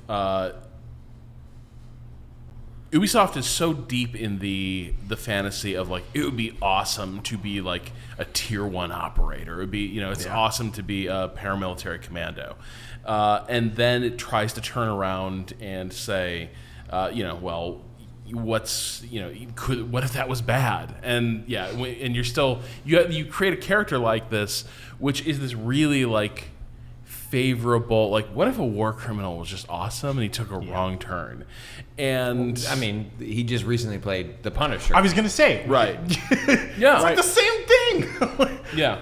So I'm curious. Like I'll have more about this later this week. Yeah. But it was a weird presentation. Barenthal's a charismatic, effective performer and actor. It was I was paying attention during that segment, but it was weird. In terms of everything else. What else was announced? Yeah. There was more Just Dance. Yeah. That's cool. Sure. Just Dance. Good game. High Hopes. That Panic at the by Disco Panic at song the is Disco good. Sounds good. That's great. I like that. I still like that song. That song's all right. Listen, yeah. I know it's basic. I like Panic as a band generally. He's got a good voice. Yeah. Okay, this was cool. Sorta. So, Qualify that. Okay, Kato. What? look, they can't all be like clear home runs on Gamer Christmas, right? Sometimes you open a present and you're like, I am thanks, pleased. Grandma. No, I'm happy. I'm glad I got this. There's Like, a I receipt, was- right? Yeah. No, it's not. This was not a receipt situation. It was Okay, like all right. I'm not displeased to see it. Sure. Okay. What game? So what I have here is some haunted Japan shit. Oh, right. For honor, yeah, exactly. For honor, Shadows. No, we of stand Hitokiri. Ghostwire Tokyo. Yeah. So what if it was that, but for honor? Sure. And Well, isn't the whole thing with For Honor? It's not really Japan, right? It's like, They're samurai, No, this but is they're Japan. not. well, but wasn't it always? Never, this is dumb. Keep going. we don't know no, enough so- about For Honor. So Nope, for honor I'm exists fact in. For Honor lore. Because I thought it's not set Holy in shit. Earth. This is dumb. I'm sorry. Yeah, we can keep going. There were no signs. It came without warning. Don't. Doom came to us all. The desperate few struggled to survive. Perhaps we had a chance for peace, but desperation and trust are seldom allies. I hate it when that's the case. So began a millennium of conflict, 1,000 years of war, the greatest warriors Remember when the you world. told us that Warframe spoiler? That was good though. This more earlier, people should look up Dominic Tarasen's piece from RPS. on. No, it was actually not when it was on. It was at PC Gamer. Shout out PC Gamer, you guys Gamer. are great. I love you, Evan. I'm really sorry. I completely bounced on that fantasy hockey league. Dominic Tarasen's piece on great lore in Warframe that has like it was about like the big twist. It's great. It's Anyway, great. There was a Should we talk about the For Honor thing? No, hold on. No, we're good. Look, welcome. We're good. Like, what are any of us Hey, going to Dante. speak to it? Hey Dante, welcome to Waypoint. Oh, I'm very is into it. this, but I don't Yeah. know. So, by the way, we had kind of a morality play about our conversation about spoilers from a few weeks ago. Sure, yes. Where I was pretty doctrinaire Oh my about God, a pretty this- stark position about spoilers don't exist, and if you care about spoilers, get fucked. So apparently, there's a large spoiler in Warframe that like alters your relationship with the series. Fundamentally, with the, like 40 hours into the game. And Austin's like, it's like 40 hours into the game. Yeah. Do you want me to tell you? And Patrick was like, yeah, tell me about Warframe. And I was like, no. I might play that. And Patrick just shot me the most vituperative glance I've ever seen from him. It was like, fuck you. No, you're not. And we let it lie, and Austin just goes, "All right, I'll just fair. I'll just DM you the Yeah. the article." Yeah. And then like maybe 10 minutes goes by, and there's just, Rob's just like, "Nah, he's right." Like, After the stream is over, you can read us the spoiler. The name of the story is "How a Clever Plot Twist Completely Reshapes Warframe's Story." and I must make clear that you do not have to give a shit about Warframe to find it Okay. absolutely No, it's really cool. fascinating. Yeah. Anyway, Shadows of Hitokiri. There's basic- ghosts now. Yeah, so like a samurai went bad. Again, whoa, just like Cole D. Walker. Yeah, maybe the class of professional soldiers was always bad. Yeah. Join my people's revolution. And she, hire more women guards, slaughtered an entire village, and now the village is haunted. And then the trailer was a bunch of like Vikings and shit just Yeah, getting that's like that game. murdered by ghosts See, rather like fear. I honestly wish I knew more about For Honor because I'm like, is this the first time they have like ghosts and shit? Has this been like this? They had lightsabers recently. Yeah, but that was like a goof. That was not. Yeah, that don't was not fucking ever say lightsabers are goofy again in your life. Lightsabers are very goofy, but it's controlled by Get a off this crystal, podcast. Austin. A crystal and a holocron and an ancient history. All right, we're not gonna get into this. I love Star Wars. Anyway. Lightsabers don't have any weight, which is why you need the Force to use them correctly. Yeah, they're great. Exarchon My was point a is, punk. I don't think, with my limited knowledge of For Honor, that they've had kind of supernatural elements before. Except for Vikings and samurai and knights fighting each other. that's not- because Those their- are all real. They're Their not real. realms collided in a mystery space. Okay, you didn't that get is that the- part of the lore. Well, you cut me off. All right, that's true. All Move right. on. All right, Stop. Moving on. So anyway, Get some help. Unless there's dramatic music playing, you cannot read that lore. So Hit the Christmas music. No, don't. Don't hit the Christmas music. Don't. For Honor is haunted now. Hit the NWO music. For Honor is haunted. For Honor's Haunted. Apparently, so is Rainbow Six. We got a trailer. Yeah, we got a trailer with a commando type forearm. A commando type forearm. Look, it was The classic. There was some Commando. great muscle That is what it tone on looked that like, arm, yeah. and then there's a lot of well, black there's like shit goo creeping up shit the- too. Yeah. So yeah, apparently I love that we are in the age of Left 4 Dead alikes. Yeah, I love that we they're back. Finally. somehow. I Are don't they know going to how. have skill trees this time, though? Fucking probably. They're probably also going to have unlockable characters that cost you $1. Like that's how it all. Probably is. more than Like, $1. You're right, but you know what I mean. I do. Yeah, well, I mean, I can be cynical about this, but here's the thing: like, one of the, I don't know why that's so funny. No, Austin. sorry. Griffin Weston in the chat said Cox sword for honors haunted. Thank you. Thank you. That's it. No more chat. No, it's okay. No more chat. We're I'm not going to listening. look Just anymore. close Close chat. it. No more chat. Everyone's blocked. None of you is without sin. All right. So I think Yes. The Siege is cool. Rainbow Six The Siege is a really cool game. Hard game to get into because it's inherently competitive. Yes. You said Rainbow Six The Siege. Is that, are you Rainbow just, Six Siege. you said The Siege. Are you just taking, the thinking Denzel Siege. Washington classic. that, or are you saying, you know what, Austin, you were right. Add the to the beginning of every single game name. The definite article is where the power comes from. That's It is. true. It's like the Batman. We all know. Right. This, Yeah. So it's a tough game to get into because it is inherently competitive, Yeah. but there's a lot of cool systems in it that would be like fun to play around with. The idea of them just creating a co-op type experience where, you know, we like basically it looks the pitch sounds a little bit more like maybe Killing Floor if you think Yeah. about like how Siege works. It really does. Killing yeah. Floor, but Rainbow Six. I'm pretty much there for that, right? Like, just imagine the good time we could all be having, just like just opening with a fire of machine guns through walls and like just taking out zombies right and left, and then like Again, there's Patrick's like damn, I six of gotta those deploy games this this year. shield. Like- There are like 6 of those games. But this is the good one. I'm sure. When I think of the good Thanks, times, Ubisoft. I mean, I think that it looks interesting. This trailer showed us nothing. Right. Like, Yes. other than saying it's 3-player, which is unique, 3 of them, and he's Well, got a Google. Oh. The Gears 5 thing is also Oh, 3 you're right. players. No, it is. And Yep. I was going to say, why would that be? And you know what? I realized we got a new conversation with that with a PR Split person screen's there. dead. Is that why? Because that is why. It is Like- that. But the thing that the argument or the metaphor that I think was it Tom Ohl who gave us this metaphor yesterday was like, it's like dinner reservations. 3 people, you can go to dinner anytime you want. 3 people, let's go to dinner right now. You can play a 3-player mode whenever you want. Easy to find a third. Easy to find enough people to get going. Someone drops out, you can find You can someone. find a third. Once you get to 4, once you get to 5, it's a whole thing. That's a date. Yeah, what are That's your a whole dietary restrictions? What time do you get off work? How far away are you? And those dinner plans fall Kato apart. raids every night. That's true. Yeah, But that's because Kato has a family of raiders. I do. Yeah. Shout outs to the Waypoint Discord. Shout outs to the Waypoint Discord. They're wolves. Fuck. What happened next? So Division 2 is continuing. They're going to Coney Island, which has gained weird significance in The be- Waypoint lore this week. Look, so at first they're not immediately going to Coney Island. First they're going to the zoo, Right. but not the Bronx Zoo, the National Zoo. Oh, And That's not real, is it?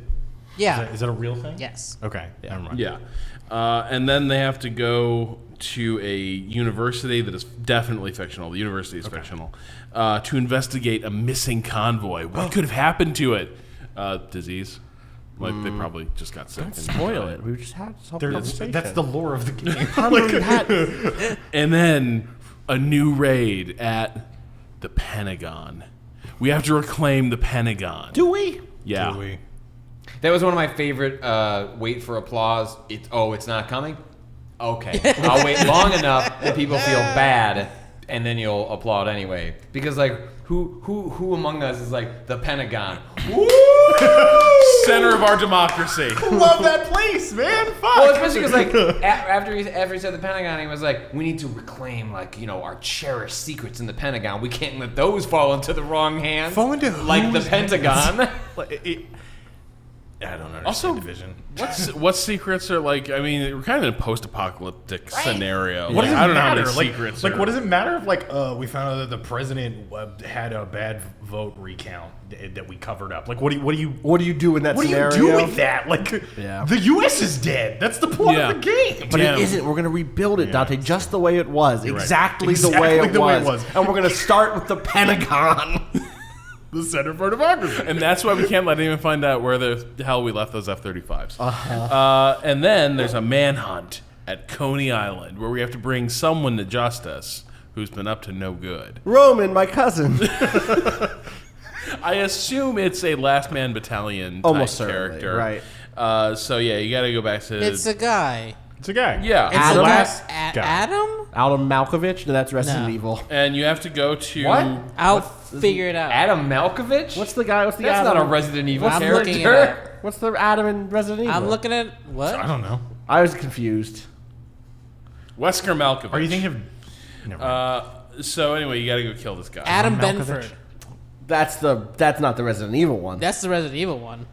But anyway, you might be thinking, hey, Keep moving. I need more Division in my Well- life. No, Patrick, you're definitely thinking, I need more Division You're right. in my life. I need more division in my life. Yeah. I'm but- sorry, Adam Malkovich is from Metroid. Adam Malkovich is the shitty dude from Metroid. Is that The the Samus other M one? guy? Like the the other- other Yeah. M guy? What the are other you M fucking guy. doing with your brain? It's important. got Adam. It's got Adam Adam right was there, there, and he's so- shitty. Okay. And Bioterror, Bioterror. bounty Anyway, hunters, going so on a the thing manhunt. is- Here's the problem. Yep. No, yeah. Go ahead. Tell me what There's the problem only is. one problem, Patrick. One. You can't always be playing the Division. Oh, God, I Sometimes forgot that's true. you have to stop playing the Division. Oh! And like, what are you supposed to do when you're not playing the Division? I don't know who You said gotta it. tell me. What if you could watch the Division? Oh, this isn't where I thought you were going at all. I thought you were going to do another thing. No, this No. is the next thing. This is the thing that I keep forgetting about The because it's so Netflix weird. is partnered with Ubisoft, I guess, to make a Division movie, apparently starring Jessica Chastain, Zero Dark 30. You know, if you're making a Division movie, why not Jessica Chastain of Zero Dark 30? And Jake Gyllenhaal. I like him. He's good. I'll watch him in actually everything. Both of those actors are Sure. great. Everything about Yes. this makes total sense. The problem is it makes too much sense because all of the Division 2 was already aping all of those things. Totally. Which to me is like one of the things that keeps running through my head today. Actually, is the Division comes out as a movie. Let's say the Division comes out as a movie, and it was never a game. Yeah. I think all of us like don't bat an eye, and we go like, yeah, okay. Wow, it's like Zero Dark 30, but it's like the future, I guess. And maybe you Fuck it. see it, and you go like, yeah, me and my friends are gonna go see it. Like maybe there's an actor you like in it, or a director happens to get attached to it, and you don't fucking bat an eyelash, and you go and you're like, this is gonna be some like bullshit, and you go see it, and you're like, that was some bullshit, but like that one scene, huh? Cool guns. Cool guns. Watchdogs Legion comes out as a movie, and the whole world would burn themselves over how good it was. It was like, holy shit, they said authoritarian. This has moved me. The way that people flip out over things like, the way that people think like the Avengers is woke. I think Think you have about a pretty low opinion of like People? film. Yes. Do you remember how film people, goes? Hunger Games? people didn't give a Yes. shit about V for Vendetta? That is not true. I had people. Yeah. I saw people today online saying they thought that there should be V for Vendetta masks in Watchdogs Legion. Well, that's Do you just get it? because it's the Guy Fawkes mask, and Yeah. people were like, yes, fucking nerds. yes, but that's my point. Is like people Yeah. thought that V for Vendetta was like the wokest shit. Do you see what I'm saying? Yeah. I'm just thinking What- a wait, lot wait, about the That's fact a that lack of exposure, though. Well, what does that have to do with Division? I guess. Like, what? my what are you point is that like saying? one of the things that I'm so interested in right now in this moment is that there are people like us who have. The other comparison for me is like I don't complain that Law and Order SVU fucks up nonstop, and it does. And I want to get to a place in games where we just don't give a fuck about AAA games not doing it right anymore. Yeah. But the only way to get there is to actually enable a class of game developers to create really good shit so that we can focus our energy there. And the only way I can see of doing that is to like be really energetic and celebratory when people fucking nail it. That's all. That's all. Okay, that I I didn't agree. follow the leap, though. Okay. Yeah, I mean, it's sort of like fair. Like, I think Yeah. yeah. Point is, I'm looking forward to the Forward Unto Dawn of The Division. Who's the director? Yeah, that's fair. Oh, I don't know. Was it announced? I thought they. Did they not put out like a big Pretty thing? sure they did. What It's director would you... Aaron, not Adam. I fucked up. Let me ask you. If there was a camera here, I would get up and be dramatic, but there's not, so I'm going to keep sitting Who down. would you like to be directing it? That's my question. Dante. I don't ask me about film directors. Do you want to know who it is? Whoever did Children of Men, I guess. Yes, I do want to know. Yeah, David Aquarium. Leitch, who did Oh, right, Deadpool 2. With the much weaker sequel. Okay. Yeah, okay. Yeah, That's less whatever. exciting. Sure. It's going to be completely forgettable and kind He of. was also a interesting. co-director on John Wick. On There John was Wick, a Okay. And then Atomic Well, Blonde. they directed together and then they split. But do you see the thing you're doing? The thing you're doing is like, oh wow, totally. I'll see his Division movie. Why? Well, because it's free on Because Netflix. Good action. it's not free on Netflix. You pay for Netflix. Yeah, but I mean, I have Netflix. Oh, but speaking of all the Ubisoft games are going to be free now too.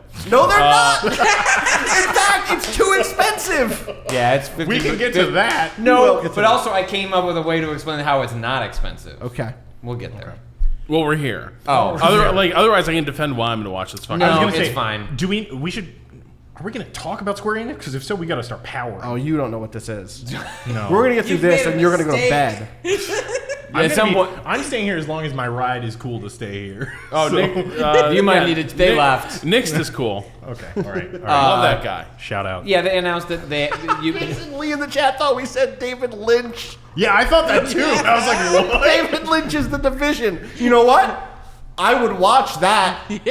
That'd be some shit, man. There's a single phone ringing in the Pentagon. Rob is trying to not actually just spit You, water. you walk into the Oval Office. The red ring starts ringing. You pick it up. It's your own voice. Hello, Mr. President. I say to myself. Meet me on Coney Island. God, that'd be sick. No. If you're looking for an ass kicking. I'm wearing sunglasses on Coney Island. All right. So then, Ubisoft. $15 a month. Okay, let's please explain what this is, Rob. Their games are free now. Uplay That's all I announced wanted to a know. new streaming service called Uplay Plus. Is it streaming or is Not it streaming. a Sorry, subscription? subscription. Okay, it's a subscription. It's been a lot. It's late. I know. but that's a good catch. It's a subscription service. Uplay Plus. It's It is coming to Stadia, so it is also streaming in that sense. You don't that want an me air to ball? start talking about Stadia. No, is that a switch? Draymond blocked it. Oh, you're right. Draymond did block it. So it didn't Draymond look came as- out and blocked Izgumo. You play Plus, $15 a month. You get a bunch of games. That's the premium Right, but- editions of all their popular new titles, plus their That's a entire lot of back money catalog. for like one publisher. Also, this is game. effectively how Origin works currently, right? Yes, Yes. it is. So- But my thought at like seeing was like, well, I don't want to pay for that given everything else that I'm paying for. But it said, oh, you'll get all the new games. That I was like, if you can just say like, hey, Watchdogs Legion, like I'm just gonna pay $15, This blow is- through that game, That's cancel. that's literally how I played Battlefield 5. Sure. Because you can do that. You can do that Right. in Origin. Which is like, what is the long play on this thing? Because that is what I'm going to do. That's People the long sign play is- up and forget that their credit card is yeah. getting well, that charged. and theoretically they're building the library every Over year, time. so it's Right. like, well, right. I say this, but then like today I published a story that was like, oh, fucking all gonna Microsoft get Game Pass removed. is great. So Oh, yeah. you're right. But You that's go- got That has a huge. That has that's that a like huge that library. has that like 2 years later huge library. Yeah. but also library with games from other partners. And also $10 a month if you Meanwhile- just want it on one platform. Right. this one was like, hey, you can finally play Beyond Good and Evil. Because if you've been holding off on that one, you're definitely keen to be like, fuck yeah, it's going to be on a I'm pretty sure Beyond Good and Evil subscription is like service. $15 on Steam. Like Well, it's not. yes. Right, And but then you you- only get Beyond Yeah, Good and you're Evil right, for yeah, that okay, one. well. I just think that I think it is a reasonable model in the sense that we have seen this from a bunch of other publishers. Yeah. It is reasonable in the sense that it is market correct. Do I think it's good? No. I think it's a ridiculous way to play video games. For $50 a month, Jessica Chastain will come to your house and found a militia with you. Oh, okay. That's All right. Yeah. Well, Okay. Watchdogs Legion again. Market correct. Market correct. What's next? Is You that like roller derby? wait? Did we skip the other Tom Clancy property? There's 3 Tom Clancy's. Oh, Because this is where I thought you were going, which The like mobile sometimes you're not going to be able to play the Division, which is when you'll be playing the Division in mobile with Clash of Clancy. we don't need to talk about that. I just think Oh it's my bad. God. We can Okay, It looks All really right. bad. It is very clearly their gachapon, right? Yes. Right? It's their gachapon. Yes. Okay. Rob, As long as we're on the topic, though. a gold swear to level. fucking God. You get a Jack Ryan. Jack Ryan's gonna be the You You're going to be able to get Harrison Ford, Jack Ryan. You're going to get Jim, Jack Ryan. You're going to get Ben Affleck, Jack Ryan. All the different Ryans. All the different Ryans. Collector's Ryans. SS Rare Ryans. So he joined. Okay. Shit sucks. I should probably say this for low reasons, but you just got to know. So Jack Ryan was president at one point, right? I said that. Yeah. Excellent. Except here's the thing: he stopped being president, and somebody else who like wasn't worthy of the office became president, which is weird because like everyone who's president and isn't Jack Ryan turns out to be not worthy of the office. Right. Just like Solid Snake. Yeah, it's wild. So then the point is, this dude's in here, and then Jack Ryan and all his friends were like awesome and like highly placed in the security state. They all form like a secret brotherhood to be like, you know, things go bad, we're going to overthrow this thing. And what's that called? And I don't remember. Is it called The Division? Because isn't that the plot? I mean, that's basically it. So like Tom Clancy, the Clancyverse basically like totally went in this direction where like Jack Ryan eventually just becomes like, man, it sucks when other people are president, doesn't it? And everyone's like, it sure does, sir. Great. What was after all Yeah. this shit? Roller Champions. I played that today. That looks cool. That was fun. I want more games about stupid sports that couldn't exist in real life. I know that sort of does. I mean, No, it's distinct. Here's the game. 3-on-3. You're on roller skates. You're in an arena that is an oval shape, right? Or not an arena. You're on a racetrack. Blades. Rollerblades, sure. no, they had both. They had both. It's Okay, not- yeah, all right. I their actually- characters I think my okay. character had With had quads. I'm skates just on saying it. there's a difference between I blades know. and skates. Yeah, You're right. no, there are. You're right. Though I don't think in the game there is. You have a controller in your hand, and right trigger is a boost. Is like I'm skating as fast as I can. Yep. Left trigger, I believe, is I'm gonna go down into like a little I'm gonna go into a crouch slowing to down. gain speed. No, the other way. Oh. It's to gain speed when I'm going downhill, basically. And so you're kind of gaining speed going up and down these walls like that. The whole course is a big like pipe. Do you know what I mean? Yep. There's a ball. To score points, you have to complete a lap with the ball. Your team has to, with your team in controls. Maybe not just one player, you can pass the ball. But if your team completes one full lap from the checkered board finish line across around, then you can, at that point, throw the ball into the hoop, which is that like sideways hoop, not a basketball hoop. Classic not horizontal. ball sport. Classic ball sport, Aztec ball sport, sideways hoop. Throw it through there holding LB to get like an aiming cursor. Throw it through there. That gets you 1 point. Okay. But let me tell you this. You only need 5 points to win. Important note. 5 points to win. Or go into overtime and then hit one score, right? Because it's sudden death. You go around the track once and then you throw it in, that's 1 point. You go around the track twice and throw it in, that's 3 points. You go around 3 times, that's 5 points. Oh shit. That So rules. if That you rules. get a perfect run, if you're able to like chain together full runarounds without getting checked, What are the passing rules? pass forward, back, pass wherever you want, clear the Shit. ball. But if it hits the ground, it's still your control. You only lose control when the opposing team picks up the ball, which makes it their control and breaks your chain completely. So you've all these moments when you're playing, That's really cool. where you were like, they have 4 points. They are going gotta around. gamble. Right. Well, we're like, they have 4 points. I want to gamble. I'm going to go for the 3 around to get the 5. Or they're coming around and I have decided to do the Nidhogg thing of like, I'm not going to chase them from behind. I'm going to go around the other way. I'm going to loop Get 'em from back the back. backwards. 'Cause there's nothing stopping you from going the opposite direction. And I'm going to line up that like shoulder check. And I'm going to knock the ball out of their hands just before they throw it. And it feels so good when it works. I played 3v3. I was actually playing with Alex from Giant Bomb on my team. We lost the first match in overtime, 1-0. We got kind of stomped the second match, 2-0. It still went to time, 7-minute rounds.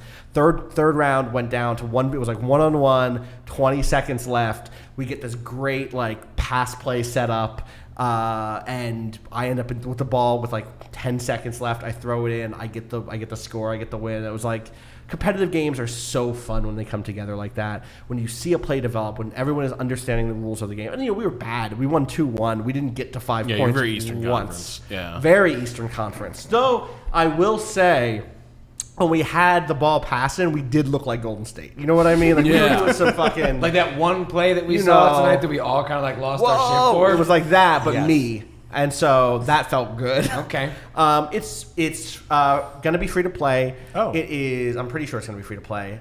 It is available now in alpha or something on the Uplay store, I Yeah. believe. Okay. It's really cool. Are there differences between characters? Not as far as I could tell. So Or if there was no screen that was like, here's your character. that makes skill. me really curious because that is a free to play game with no monetization hooks. I bet you Well, no, there's it's probably all cosmetics, Probably right? cosmetics, Yeah. I suppose. But okay. Also, my other question was: so you were playing with Alex? Yes. Were you playing 2-on-2? No, 3-on-3. It's me, Alex, and then someone named Zachary who works for the Ubisoft blog. But like, if you didn't have an Alex, are those AI characters? Or Oh, are they I other- think it's all multiplayer. It's all multiplayer. You will be matched with randos. Oh, okay. I'm pretty Well, sure it's a 3v3. Bummer, but Yeah. whatever. I get it. It looks very cool. It was. I actually had a lot of fun. It legitimately. You also do. Okay, so the thing that I looked it up and I did remember that part of their pitch was like you will rank up, and as you rank up, more people will come to see you play, which is funny. That's cool. Like, Oh, the stands will fill up. the stands will fill up. Hell yeah, that's great. That's very Rock Band. Yes, it is. The thing that like really when that trailer came out, I honestly was like not to exactly shake my like violence in games bad, but like it was just really nice to like see that game and be like, dang, maybe a game is just a ball and you roll the ball through the hoop, Sometimes. you know? And I'm like, just be a a game ball. can just be a ball and you pass it around, you get points, and everyone's happy, and everyone's no one happy. dies because it But can't. then you tear your Achilles, and then you're gonna be out Oh my for the God. 2019 to 2020 season. That footage of And the only reason you're operations- playing I know. is because everyone you talks cannot so much get off shit social about media. Oh my God. including your teammates. Your who are like, it's teammates. better. You know, I actually like it. And they're when out you're here not now around. being like, "Oh, Yeah. KD, you don't understand who he is. He's a good." So Roller Champions looks really cool. Anyway, yeah, and you know what? It is great. Like sometimes, it's Yeah, it was a very blast. fair. Free to play is probably going to be the right price. We talked about this the other day with Bleeding Edge. You almost did it. Bleeding Edge, it's hard to find. There's so many multiplayer games right now, and so many of them are actually really good that it can be hard for them to find an audience. Right. And Yeah. so I hope people give this a shot, and I hope they have a good time with it. I certainly did. And then Eve came out and thanked us for our love, and then introduced. I mean, it stuck out. I was like, "That was cool." Rob Yeah. felt touched. Yeah. I was Finally, someone. Someone appreciates us. I felt sane. But he was there to announce the new project from their Quebec City studio. Yes. I forget the name. Gods and Monsters. Yeah. It's about Hollywood, and sorry, It is a storybook adventure about a forgotten hero on a quest to save the Greek gods. I heard someone call it Zelda-like. Has that been confirmed? Well, but the rumor before it was shown was that Ubisoft's going to show something that was influenced by Breath of the Wild. Right. Nothing about that trailer. No. was, Except for like the visual. It was bright. style. Yes, but I think when people think, Breath of the Wild, you're thinking very specifically, not Zelda, you're thinking Breath of the Wild, which is like a big world with like systemic interaction. Yes. And maybe that still has that, but there's nothing in there to suggest that that's how it would play It out. could just as easily be like an old style Zelda in terms Sure. of like it's a linear story throughout a place. Right, which also could be fine. fine. It looked good enough. I just can't wait to arrest Kratos. all that God, murder. someone my understanding. You know what? I didn't sign shit. It seemed like there was like some behind closed doors Gods and Monster shit happening at the Ubisoft event tonight. In the same way that in the past couple of years there had been. There's like the Beyond Good and Evil, Beyond where Good it's and like Evil. send an email to someone and see if you can go see that thing. Right, and I talked to people and they were like, "No, we're not showing it." I'm like, "Okay." Yeah, but I are talked you? to some other people and they were like, "We're gonna go see it." so we'll see if that's a get your thing. hands on Gods and Monsters, Waypoint exclusive. We will not. No. No, that's- yeah. I think especially after being so negative on Beyond Good and Evil 2 years in a row. But if They we are- say we're Vice Gaming Vice- and not Vice Games, Totally it's different. a different I love it. outlet. Yeah. come right away. I think we'll see some more about that this week. I would like No, to you see. could be a different walker. I could be. Cold D. Like, hey, everybody, it's My me. name's Peace. My name's Peace Walker. Just like Solid Snake, man. Fuck. That's right. Okay, Yeah, we'll what see else? more about that. That's And it, then, right? That was it, yeah, Ubisoft was done. Wow. Hell yeah. I truly, it's weird because as we're recapping this, it doesn't feel that way. But when I was watching it, I started watching right after Watch Dogs, so I missed seeing Watch Dogs revealed live. For me, it was just like, man, that's a lot of Tom Clancy. There's Yeah. just a whole bunch of Tom Yeah. Clancy. Which does nothing. That's pretty much why Borders went out of business. It's like all this Tom Clancy Just shit. taking like, up shelf He space. didn't need an entire like bookshelf full of Tom Clancy. The Ops Center books? Like, what the fuck was that? Yeah, that was my qualm as well, Rob. Quality Borders, financial problems joke. It's my final takeaway on the Ubisoft stuff is just like I want to get to a place where I can get I can get excited about roller champions without it having to be literally surrounded by Tom Clancy games. Seriously. One. And then Not two, gonna happen. I want to develop the critical apparatus of games criticism such that we can get to the place where instead of having, and I tweeted about this today, instead of having the why won't Ubisoft say these games are political, we all know they are, and we get to what are they saying, period, as works. About politics, about culture, about life, about technology, about relationships, about all of that shit. And as kind of insofar as we have to be part of the enthusiast press, we're able to figure out a fucking way to both hold shit that is really gross accountable while still celebrating the work of designers. And I don't know how to do that when designers have to work in these big companies without feeling gross about it a little bit. I think this is not Especially as you can't like figure out the A to B to C. It's like where does the responsibility fall on decisions that don't work for you when you're working with games with $100 million budgets, right. And big teams. Thousands of people, big teams. I say it a lot. We work for a big corporation, and we don't always agree with what that big corporation does. Right. At all. And so it can be tough. We ask our audience to have a degree of like have a healthy sympathy, skepticism, but also an understanding that like you know how we are. Yeah. And I don't know that I can get. I'm not at that point yet with Ubisoft. But there is something specific with the Watchdogs team. Certain types of people, you're like.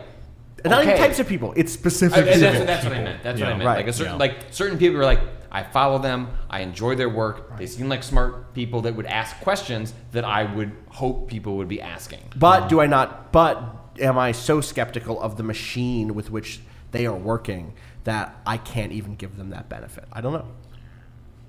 That's a very big question. It is, but it's an ongoing project. Yeah, it's all ongoing projects. When I hear you say that, though, I think a thing that I struggle with is there's a bit of self-selection about what I engage with as a critic. Mm-hmm.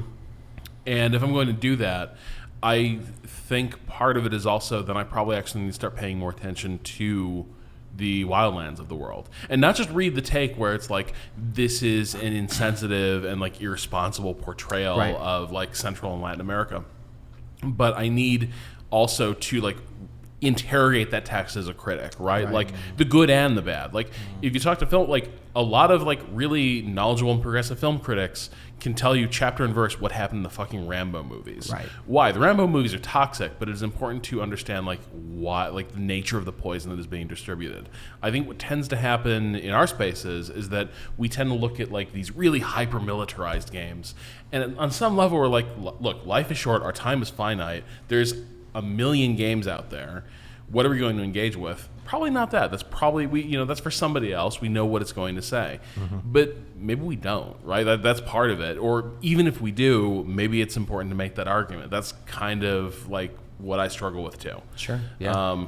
People should go read Jack DeKeat's incredible piece on Wildlands, actually. I Can't Outrun the Malice of Ghost Recon Wildlands, which is a piece that does not ignore the fact that that was a game that transformed Bolivia into a quote-unquote narco state to such a degree that Bolivia itself had to be like, excuse me, we are a real place with real people who live real lives. We are not a playground for you to fictionalize and turn into and pathologize, turn into a villain and pathologize.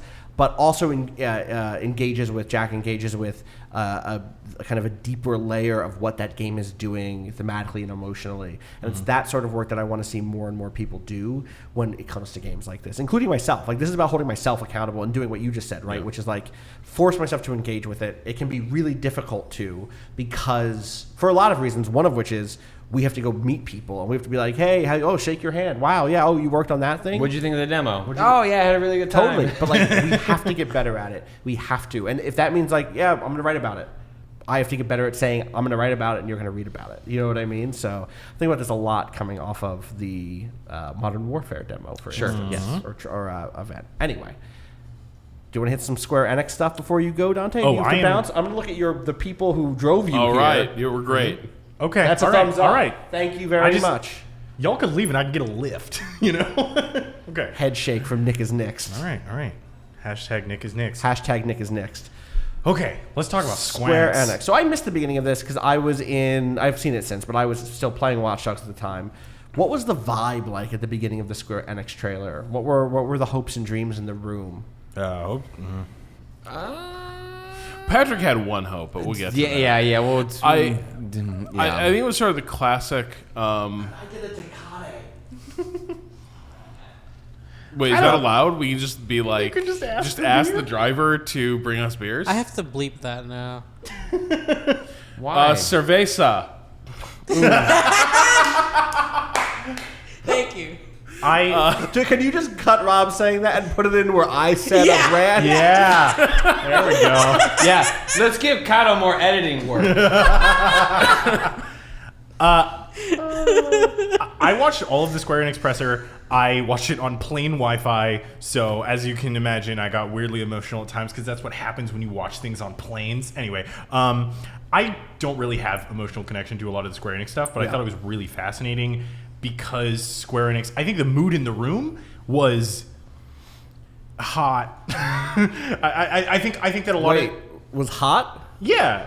Well, I mean, like, in the sense okay. of It's like, Final Fantasy VII, right? Like there are everyone knew that this is the Final Fantasy VII thing. Well, and then also just we've talked about this in the past. Like Final Fantasy VII, like holds like for a certain generation, Right. like that are now adults, and like defining games for them. Like Final Fantasy VII for a lot of people, including myself. Even though I don't hold that, like that game meant a lot to me at a certain period of my life, but I don't hold it as like a shining religious beacon. text in a Right, way sure. that like. A lot of people do. Yeah, look at my response to Blair Witch. Well, actually, Final Fantasy VIII is more what I hold as that religious text. We'll get there. But for a lot of it, Final Fantasy VII is that. It was like a game that defined for them, like games could make you feel things. Like games could tell stories. Like the numbers go up. There are chocobos, but also like you could cry and care about characters. We were in case in point, we were in a lift today, Yes, going to 100%. one of these events, Yes, going this to is the amazing. Ubisoft event, and whenever during E3, when you're in a cab, you're with someone, they're like, "Oh wow, you're here for E3 because there's so much traffic." People can tell, like, "Oh, we picked you up from a house, but like you're not from here. Yeah, where are you from?" I'm like, "Oh yeah, we're going to an E3 thing," and he's like, "Oh, you guys watching that Square thing tonight?" And we're like, yeah, totally. Also, that's like very specific. You said Square. Yeah. Usually you're having Nintendo. conversations about Nintendo or really like Fortnite. Call of Duty Call or of Duty. Battlefield and Right, stuff like right. that. I'm like, yeah. Are you excited for something? He's like, yeah, man. Final Fantasy VII. They're remaking it. I'm like, it's like I texted my brother this morning and said, you have to watch this. I'm so excited. And it was like, right. Like, even if you're not someone, I didn't get the vibe from him that he was someone who kept up with games in that sense. But you have like a hierarchy of interests, and like in the same way that Star Wars means something cinematically, Final Fantasy VII, and specifically Final Fantasy VII, means something to like a lot of people. I think Final Fantasy VII, honestly, is one of those things that is just so foundational to what we call like modern fan culture, modern online fandom, modern The myth of following. Eris is like The myth of Eris, and just like the concept of like fan fiction sites that were just about Final Fantasy VII. I remember like going on the internet as a kid in like the early 2000s and being like, I know what Final Fantasy VII is. I've never played it because there's so much fan art. There's so many like goofs and videos and stuff. It is inescapable in like the online anime adjacent RPG Square discourse. It's there's a pre Final Fantasy VII era and a post Final Fantasy. Yeah. Even though like Final Fantasy VI is like it's very good. Probably like actually maybe my favorite Final Fantasy game, but like Final Fantasy VII in invoking both technology and cinema in its presentation, like just took it to an era where a lot of people just didn't expect video games to be able to do stuff like that. There's two things I couldn't quite shake. Sure. One was amazement at a fact we learned about Natalie, which is that she had just had the major event of Final Fantasy VII spoiled. You know what, Rob? Wow. I appreciate your restraint. I appreciate you Well, recognizing. Hang on. I mean, look, there's a difference between like having a position and being an asshole. Yeah, no, I get it. Yeah, so like, but it was kind of astonishing to me because it was. She, in casual conversation, had something spoiled for her that she went, "Fuck you!" Yeah, so I know. And she went through game studies programs. Totally. It turns out that like after they teach you, about System Shock, they're like, and also here's the twist at the end of Disc 1. So this came up during Lore Reasons with Natalie. I wish she was here, but she was here earlier, but we were very late, and she has a 9 a.m. appointment because She tried to stay and went, actually, Hey, it's late, I don't y'all. get paid to do this anymore. Right, exactly. Cannot shade her on that. But during Lore Reasons, it came up that we realized she hadn't played Final Fantasy VII and didn't know who Cloud was really, right? And like, wow, for me, this is super fascinating specifically because there's a generational gap, and specifically because for me and people in my generation, it felt like Final Fantasy VII held a vice grip on games culture. Mm-hmm. Everything was compared to Final Fantasy VII until Final Fantasy 15. Do you know what I mean? Like, You mean in terms of specifically Final Fantasy as a franchise? not only that, Okay. but also through JRPGs, through the depiction of anime style inside of, like, there was such a large. People would say, "Oh yeah, he's like a Sephiroth." Do you know what I mean? Right. Speaking again to Dante's point about fan culture, right? Like there are sometimes works that have such large crossover that they become a sort of shorthand or offer a lexicon for understanding broader things. For instance, when I say like, "Yeah, that dude over there, he's a Goku," people know what I mean, generally speaking, and Final Fantasy VII was like that. Yes. Like, one of the very first things I ever wrote about games was about male sexualization in games, and one of the categories I identified was, like, the pretty boy, the Bishonen. And the first time I heard the term Bishi was in reference to Sephiroth. Yeah, so, like, yeah, like, this, it's inescapable. I also think it's interesting you bring up the Natalie thing, because I'm a bit younger than the rest of y'all. I think I'm more or less in the age bracket of Natalie. Right. I'm with you guys in saying, like, yeah, for me, like, I couldn't have escaped it. So I do think it's really fascinating that she did. Right. Well, and I think that was the other part of this that was sort of hitting me, was watching this entire presentation also made me just conscious of the passage of time in a way these things rarely do.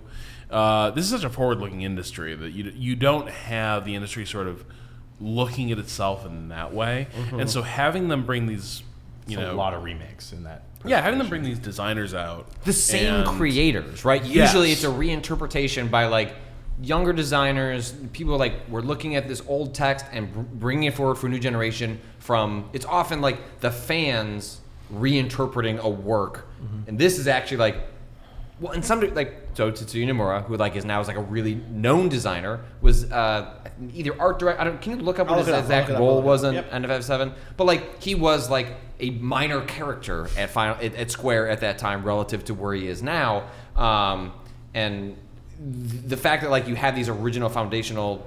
He was the principal character designer replacing Amano. This is like one of the big sea changes in Final Fantasy. Because Manabu Sakaguchi, this was the last one where he did what they call it at the time, scenario writing, which is we just replace with scripts and things like that now. But like that was like this 7 represented, because that game started as a SNES game, became a PS1 game.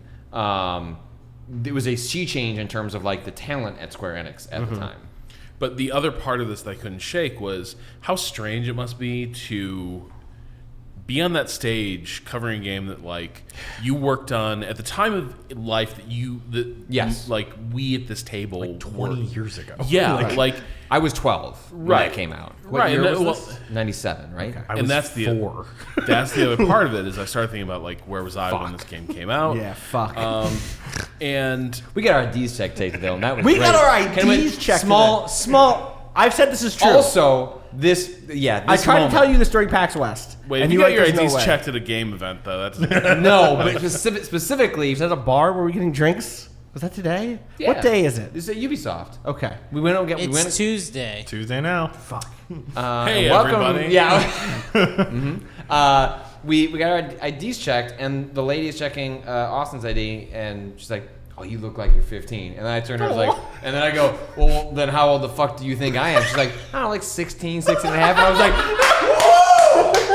I've told you this before. I said this before we got ID'd at PAX West, and I was like, people think I look young. And you're like, no, they don't. Not compared to me. I'm a little baby. Well, because you have facial hair. Yeah, and but it's that's fake. usually always It's not. This is not. Wait, what? It's What? not actually fake, but Oh. it's like not like. People look at that and go like, Rob had a moment. I know. People look at this, look at my bad facial hair, and they're like, "Oh, you're growing that so that you can pretend to be 21 instead of 20." And that, in fact, like makes me look even younger because they think Yeah. I'm trying so hard to look old enough to drink. It's a- Why are we talking Yeah, about sorry. this? What? No, Rob? just so that, just the weirdness of like also what it would be to, Age. but also what it would be to be one of those younger workers now Right. who Yes. you're not working on a new game. What you're working on is a reimagination of an old game, Of a one that game maybe you grew up played with. as a child. Yes. Is that exciting? Is it I have a question. like is it? Do you think that's what leads you to turn a 2-minute, 3-minute mini boss fight into a 10-minute long, Yeah. like super struggle against Sure, a yeah. giant robot? Okay. Yes. I also think that if we're going to start talking about the mechanical changes, I think what we're looking at here is, one, they seem extremely reticent to discuss exactly how long this game is in terms of how long the story of FF7 is. Like, how much does this cover? The press release has gotten more specific in Okay. saying Okay. like this is a singular experience about the city of Midgard. So it is effectively the first part of the game. God, what if they never release another part? That's the shit. Yeah, because That's my shit. That's fucking shit right You, there. you want that so bad. what I sort of am getting to with this though is that like that means that these elements, these moments have to be stretched out, and stretched out makes it sound almost like rude, but I mean they are made pivotal, and therefore they must Yes. be made pivotal in Yes. mechanics. But, Yes. Yes. there is also a world in which the narrative bits of Final Fantasy VII, in which like Midgard as a city is glossed over very quickly. Yeah. like in Yeah. But it's in what the, in the, everyone in the, remembers. right in But in lore the- reasons, if we did lore reasons Final Fantasy VII,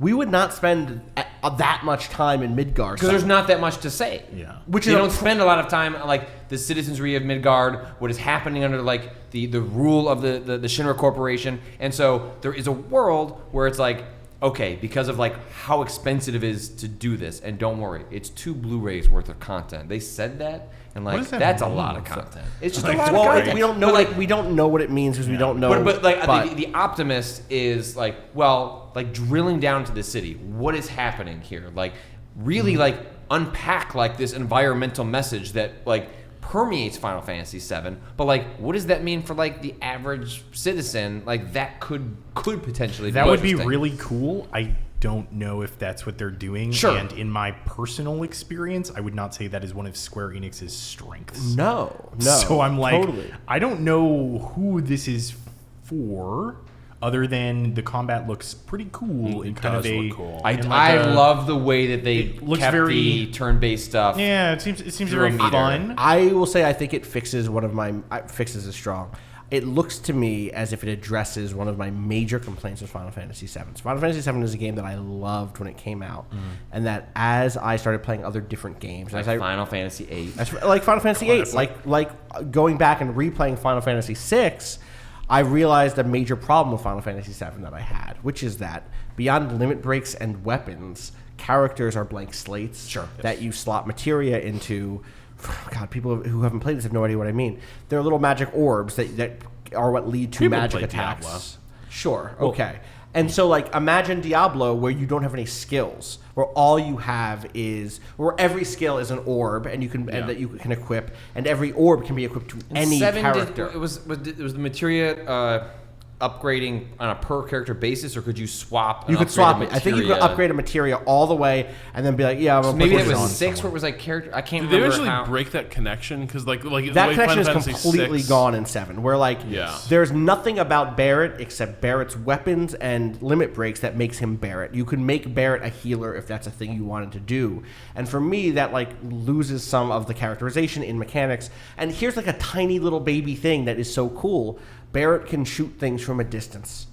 Cloud cannot. So if something is up above you in Final Fantasy VII Remake, Barrett has particular utility, which gives him a sort of mechanical characterization as the sort of character he is. And it was like, oh wait, this is the moment I want to be Barrett. And that to me addresses one of the big things that keeps me from replaying that game, which is like, I'm bored by this. I'm bored by how much every character is fundamentally just a blank slate.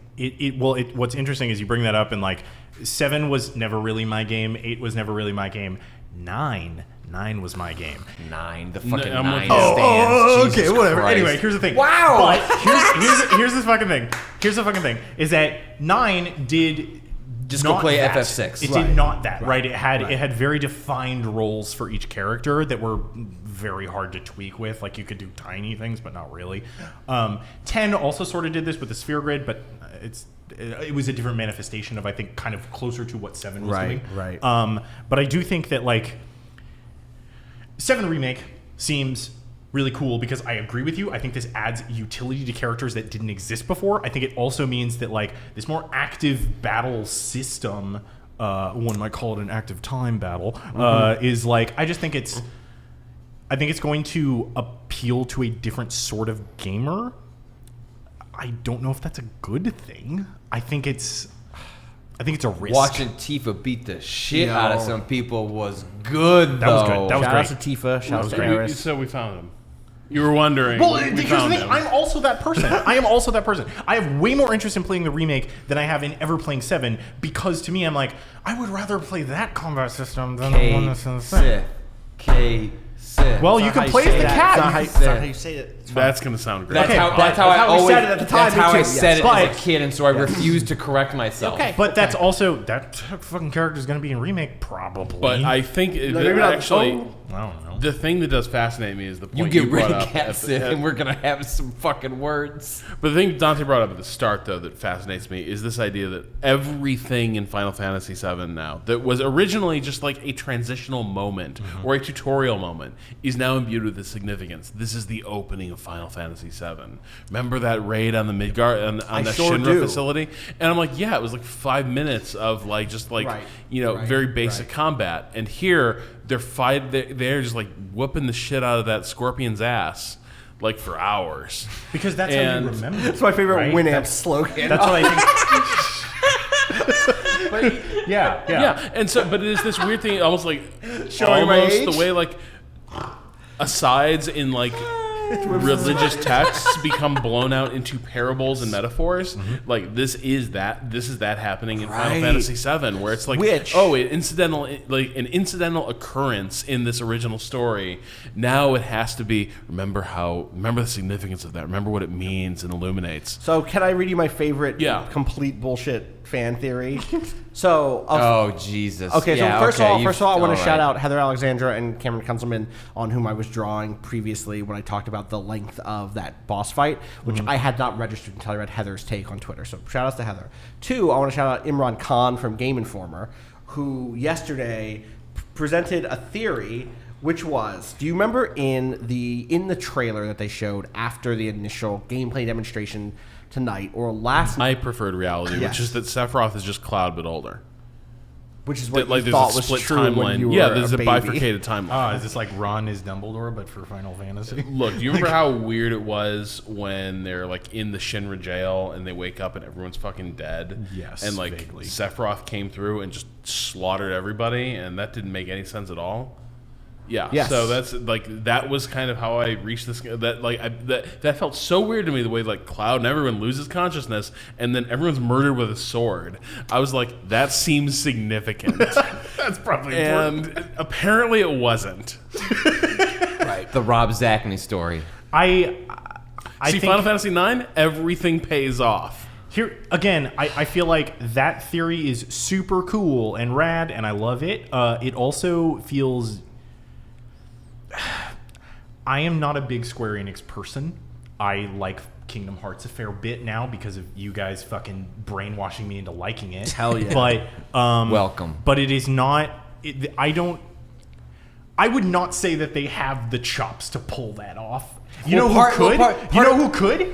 a certain missing man from this year's presentation. Yoko Taro. Yeah. Yoko Taro. Yoko Taro. But- Yoko Taro. Yep. Yeah, he could do it, I tried. but he's not on this. But part of Final Fantasy VII, far as we know. As far as we know. unintentional genius, maybe because of like where it landed for kids of a certain age, was that you could read so much into it, Yes, right? Like, yes. despite the fact that it was Things a like- game that you could max out easily, as I did, 999999, like the clock just stopped, and yet there are so many gaps in what that game explained or didn't explain Yeah. that's where, like, again, this combines with the beginning of internet culture and like message boards. So like, it's I hard. heard there's this seventh So weapon. it's hard to like to extrapolate whether like was that something that Final Fantasy VII was just like a moment in time and thus a game that like benefited from that, or was that's how just like game stories were told at the time, and so like it just happened to hit at a point where like fandom began in a certain sense of how they gathered on the internet, and like Final Fantasy VII was just like a catalyst for that sort of fandom, but. Maybe this comes off as too critical, but do you think that maybe that means the story wasn't actually that deep and people are reading a little bit too much into Well, it? they always have. I mean, I know they have. Yeah. I think that's a good thing. I think that's but- true of like 6, the game that like I course. like the most, and Well, it would still be true. then I guess Kefka what I- is I still guess like what I'm not like- the most interesting villain, we but were, like we were Yeah. perfectly positioned at that age Yes. to be eager for a game Exactly. that felt like it was talking to bigger picture things. And I don't just mean I felt like an adult eco-terrorism. playing that game. Right, at the time. but I mean like the conversations between Cloud and Tifa about you, their Rob. relationship, about that stuff, right? Yes, About Vincent and Vincent's like dark past and Which his- at the time we knew very little of, right? Because totally there was some Yeah. stuff in there, but like, but even But it that wasn't was, until Dirge of Cerberus that we finally understood what was really Right. going on with I it. mean, about the fact that Sid said things and it was replaced with like asterisks and pound signs. Oh, he's cursing.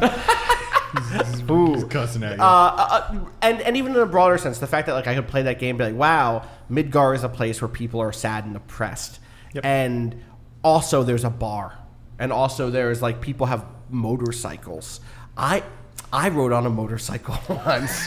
You're at that age when you were 14 or 15 when you were at the height of This Song Is About Me, right? And like that is, and it was, for me at that moment, was perfectly positioned to invite me to read into it, and not just to read into it, but to collaborate with it with my friends on the internet, with fan fiction, like you said, right? Like, and to start kind of being like, oh, fictional worlds don't end with the work. They end with me. I can bring as much as I want and I can take from it and continue to expand on it. And it was a great set of Legos. It was a fantastic Lego set. And I got to build all sorts of cool shit You with just it. need to spend a lot of time amongst this flower patch, and like if you see a flicker in the corner and you walk to that corner and then you go to the other side and you spend 60 seconds there, they Then come back. They come back and she'll be there. I have sort of a quasi theory that now I'm thinking about, which is just maybe that era of Final Fantasy VII, etc., was kind of this era of the last time where your brain could really functionally fill in the gaps between the pixels, so to speak. Like we talk about this a lot in the ways that we look at like old pixel art games, where it's like, well, the graphics weren't that sophisticated, but in your brain they looked a certain way, and then that you drew that out of the work. I kind of feel like this is a similar thing that was happening at that time period, both graphically and narratively.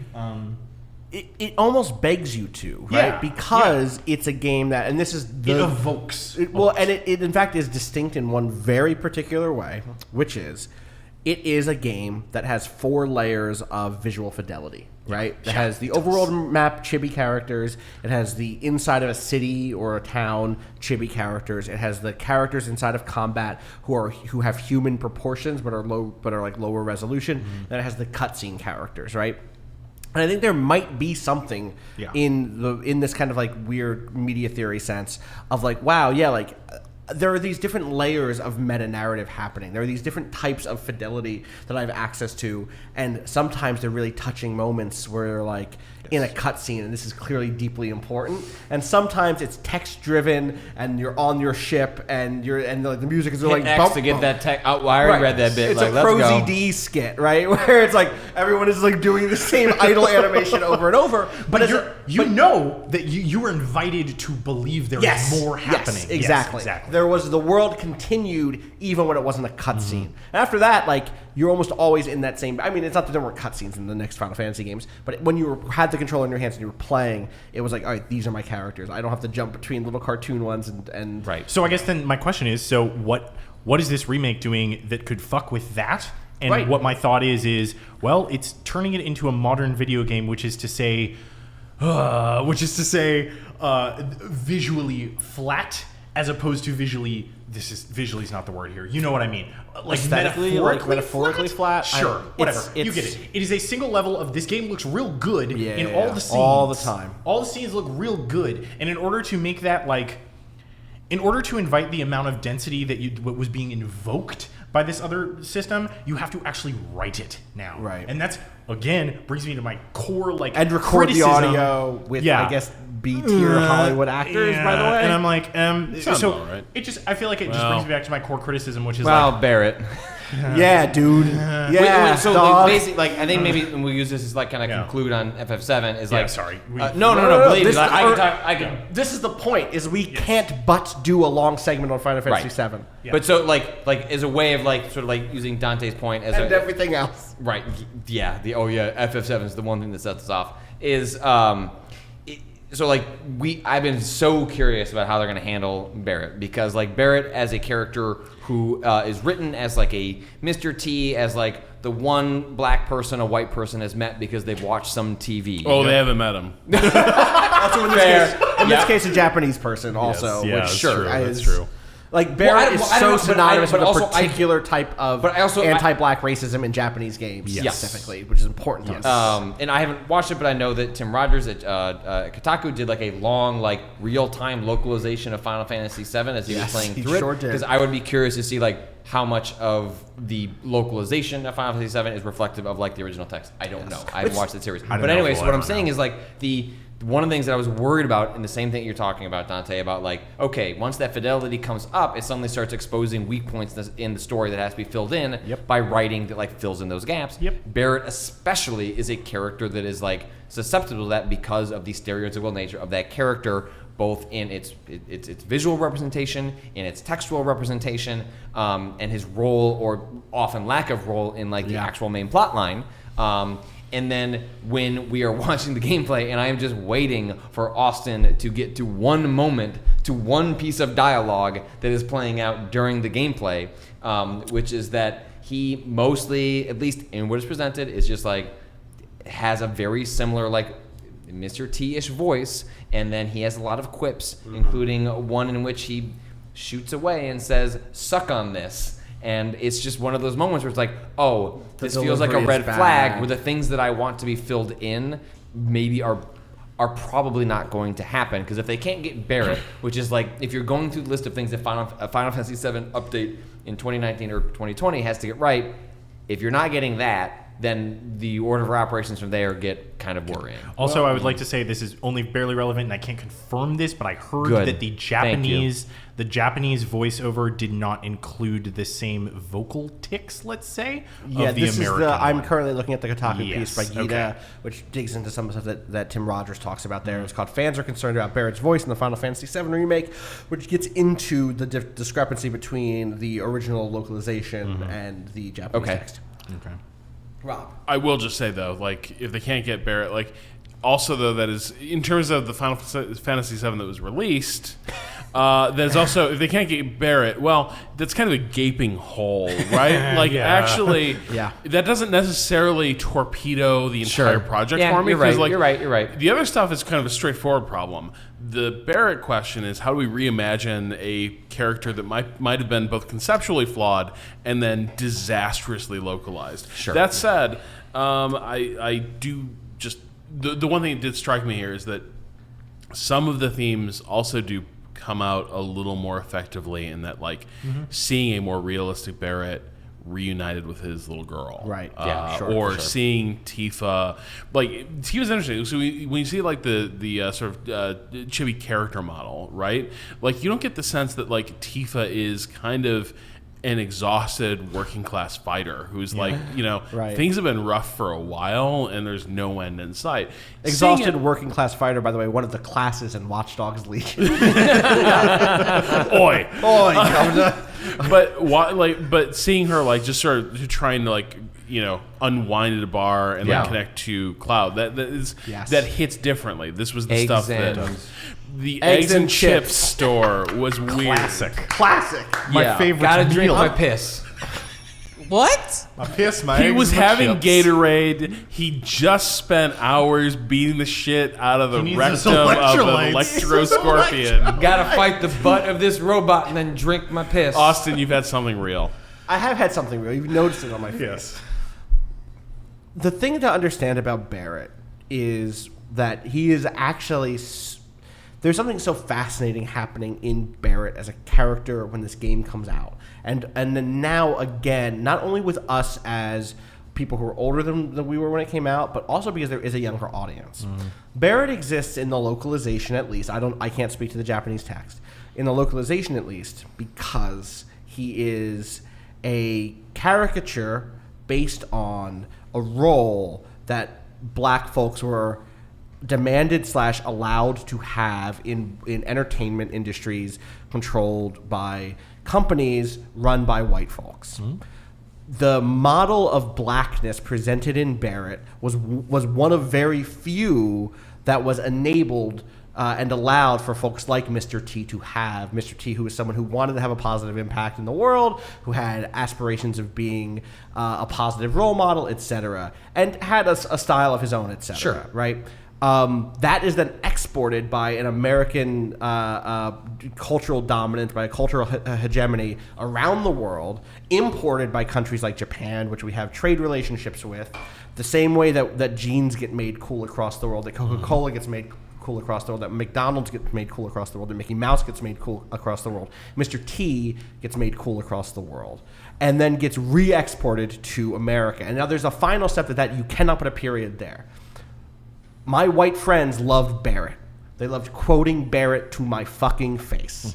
They thought that is what blackness should be, which is to say a supportive character who had catchphrases, a supporting character who was big and mean and tough and violent, a supporting character who had a dark, violent past. All of that shit was communicated and embraced by many white kids, specifically little white boys, who were like, yes, Barrett fucking rules. Yeah. I love Barrett so much. And for me, the question is like, is there a version of Barrett who can speak to blackness and to black experience, or at least to black, like, to the black voice? Whether that's an international black voice or if that's a specific African-American blackness, who the fuck knows? In a world that is about oppression, that does have oppression in it, in a world that does have at least class divide in it, could there be a Barrett for whom the core conceit, which is, I want there to be a better world, and also I care deeply for the people in my life, and that conflict that emerges throughout the course of that game for him. And we'll fight for it. And we'll fight for it. And I've been disappointed a lot, and I'm pissed off. And I've been disappointed a lot by people who've made big promises and who fucked them up. Will you stick around for this? Do you fucking really care about this Cloud, or are you gonna fucking bounce off like everyone else in my life? There is a potential space there that you could nail this. And I think if I have frustration about the depiction that we saw tonight, it's like, well, suck on this. Quips, exactly. And like I only lay out that history because I think it's important not to just think like, oh yes, he is a stereotype. The reason he is a stereotype is caught up in this big web, and it ends with, and people white folks liked him a lot, and like that's so important to understand, because if you leave that behind, it's easy to wash your hands and be like, but now we want better. The other half of this is like, I bet there are a lot of people who today see that character and go, yeah, he seemed cool, and it's like, fuck. And it I think it also like raises the question of like, well, what is the duty of the remake?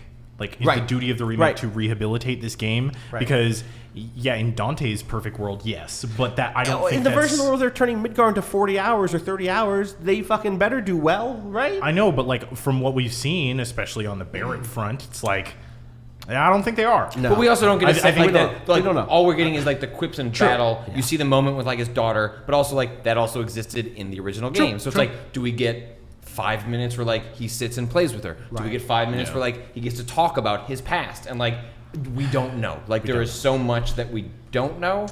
That I'm overly. But this is me setting the stage for whatever we say in 7 months when this game comes Right. out.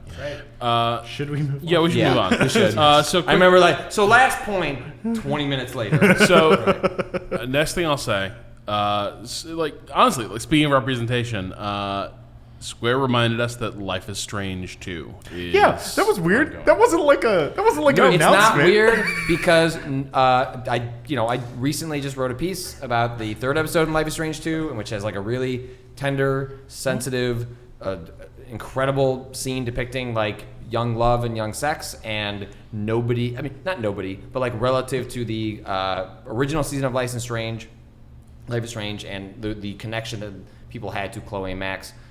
This season is clearly not landing in the same way. Yeah. So the trailer mostly felt like a please, like also this one is good, check it out. I would echo that sense. I really, really enjoyed the second season, but that was basically just like a reminder, like we're still here. Yeah, I mean, this is the thing, right? Like this is a story about it sounds like a really compelling story, but also it is a specific story about like being a Latinx teenager in America at a particular moment. That is a story that does not get told very often. A lot of times Latinx folks end up being portrayed as one of several stereotypes in the background to white people's stories. And so seeing that and the implication being that, hey, folks like need to be reminded this exists, also seemed to like sort of spur me to be like, I wish I saw as many conversations around this that I saw around like, or even a fraction as many conversations as I saw around Life is I don't see Strange. anyone talking about it yet. Yeah, to be clear, I think the game is cool. I thought it was an odd choice to make that the trailer. I agree. No, but I will say though, they did that exact same thing with Life is Strange. The fucking influencers like crying, and then they did that because it weirded me out 2 years ago when they did that. I was like, I just felt like this is such an odd way to market your game, like where it's like it's so shocking, and it's like I guess. I mean, I guess like part of the way of doing that is like, look, well, if the trailers of these two boys didn't do it for you, then I guess other people giving a shit about it maybe, because that's like a different way. The traditional way of conveying that a thing is critically enjoyed is to put quotes from reviews and instead putting clips from influencers. Is there a world in which the way that marketing gets approved is you go like, what if this means we get more people to stream the game? They'll see that there are moments where they will be able to react and get reaction videos. And that way, that will be like an organic spread, et cetera, et cetera. Sure. I fully believe that's part of it, because I know there's got to be influencers in that crowd or in the crowd digitally who are like, oh shit, here's a game with, quote, moments, like big ol' moments that I can use. Yeah. There was just a really good... Years ago, when they did Far Cry Primal, there was an ad for that was running, in which one of the big like moments that the trailer built to was like a streamer being like, "Oh shit, wolves!" And I can never not think about that moment when I think about this particular angle. Two things real quick. Yes. Backtracking a little bit. Sorry. Ice-T telling people not to be dicks in games. It was corny as hell, but it was during the Ubisoft thing. It was corny as I hell, didn't but see also It was kind before- it of was the really pre- good. It was a pre-show. Ice-T was there, and he was like giving a quiz about like how to be a good, like conscientious player on So the it was internet. like, hey, like you're just getting destroyed by this dude. What do? Do you tell him to go fuck his mother with that controller, or do you tell? Yeah, dude, it was like profane. One of the final ones was like someone said something real gross and toxic. What do you say? They don't even sound like you, Oh, which is was that- actually a really good thing. You hear somebody on chat and they don't sound like you do. Do you call it out? Do you just keep playing? Or do you fuck off and mind your own goddamn business? I'm sick of this shit. Yeah, that's good. And like, yeah, so Well, the thing is, it was specifically like, because racist, homophobic, xenophobic shit has no place in gaming, we gotta take it back. Yeah, Gaming dude. for the gamers. Yeah, dude, that rules. It was Yeah, nice you know to- what? I was like- Sure, yeah. Yeah, I'm into that. Make gamer a Let's do good it. word again. I see the man. Claim it, Ice-T. Yeah. He's running. Other end of the spectrum, Sam Barlow's new game, which appeared to be like, Okay, Jesus. We are Rob. pulling oh way my back, dude. We're like, pulling way back. like What the? We didn't mention this, but yeah. it was like Tom Hardy was there. Tom Hardy, like, yes, Was it- off-brand yeah. Tom Hardy. No, he's a good actor. See the I'm movie sure he's- Upgrade. I loved it. I'm sure he's a great actor, but the overall vibe I got from that, Sure, yeah. was very much. It's called like, telling lies. Yes, but it felt No, like Papa. it felt like her story, but vlogs. Her story, but Yeah. vlogs. I enjoyed her story. I think it's Same. an interesting game. I felt that this was not a particularly strong pitch in my mind. This is the worst nitpick. I'm very sorry, but I didn't like the font choice. No, the fonts were not good. I thought they the weren't fonts great. were not good. It felt kind of like an indie Go movie. off. It felt like an indie movie from like 2001. I was very Rob is like, Rob's like, yeah, I will go if off. these cameras could talk or I'm just project video, Tomorrow. the way Rob's head was nodding with the fonts was just yes, fonts, agreed. go, That's, go. Can I tell you the fonts, truth? Can I tell you the fonts are truth? straight to video. Can I tell you the truth? Here's what Rob was actually saying. Was like, yes, I agree, but can we please call them typefaces?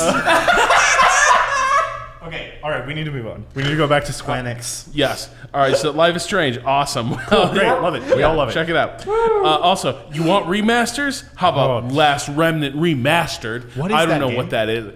Who knows? But it's out tonight. Do you remember? Was that like a Wii game? There was an Xbox game, It right? was. It was the same era as the other one. The hats. Blue Dragon. Great. Now the other one with the hats. Yeah. Odyssey, and the guy was Lost like, Odyssey. Lost Odyssey. Oh, Same the era as monkey that. one. Lost Odyssey? The Journey to the West one? No, that's That's Enslaved. Oh, Jesus Christ. Lost Wow.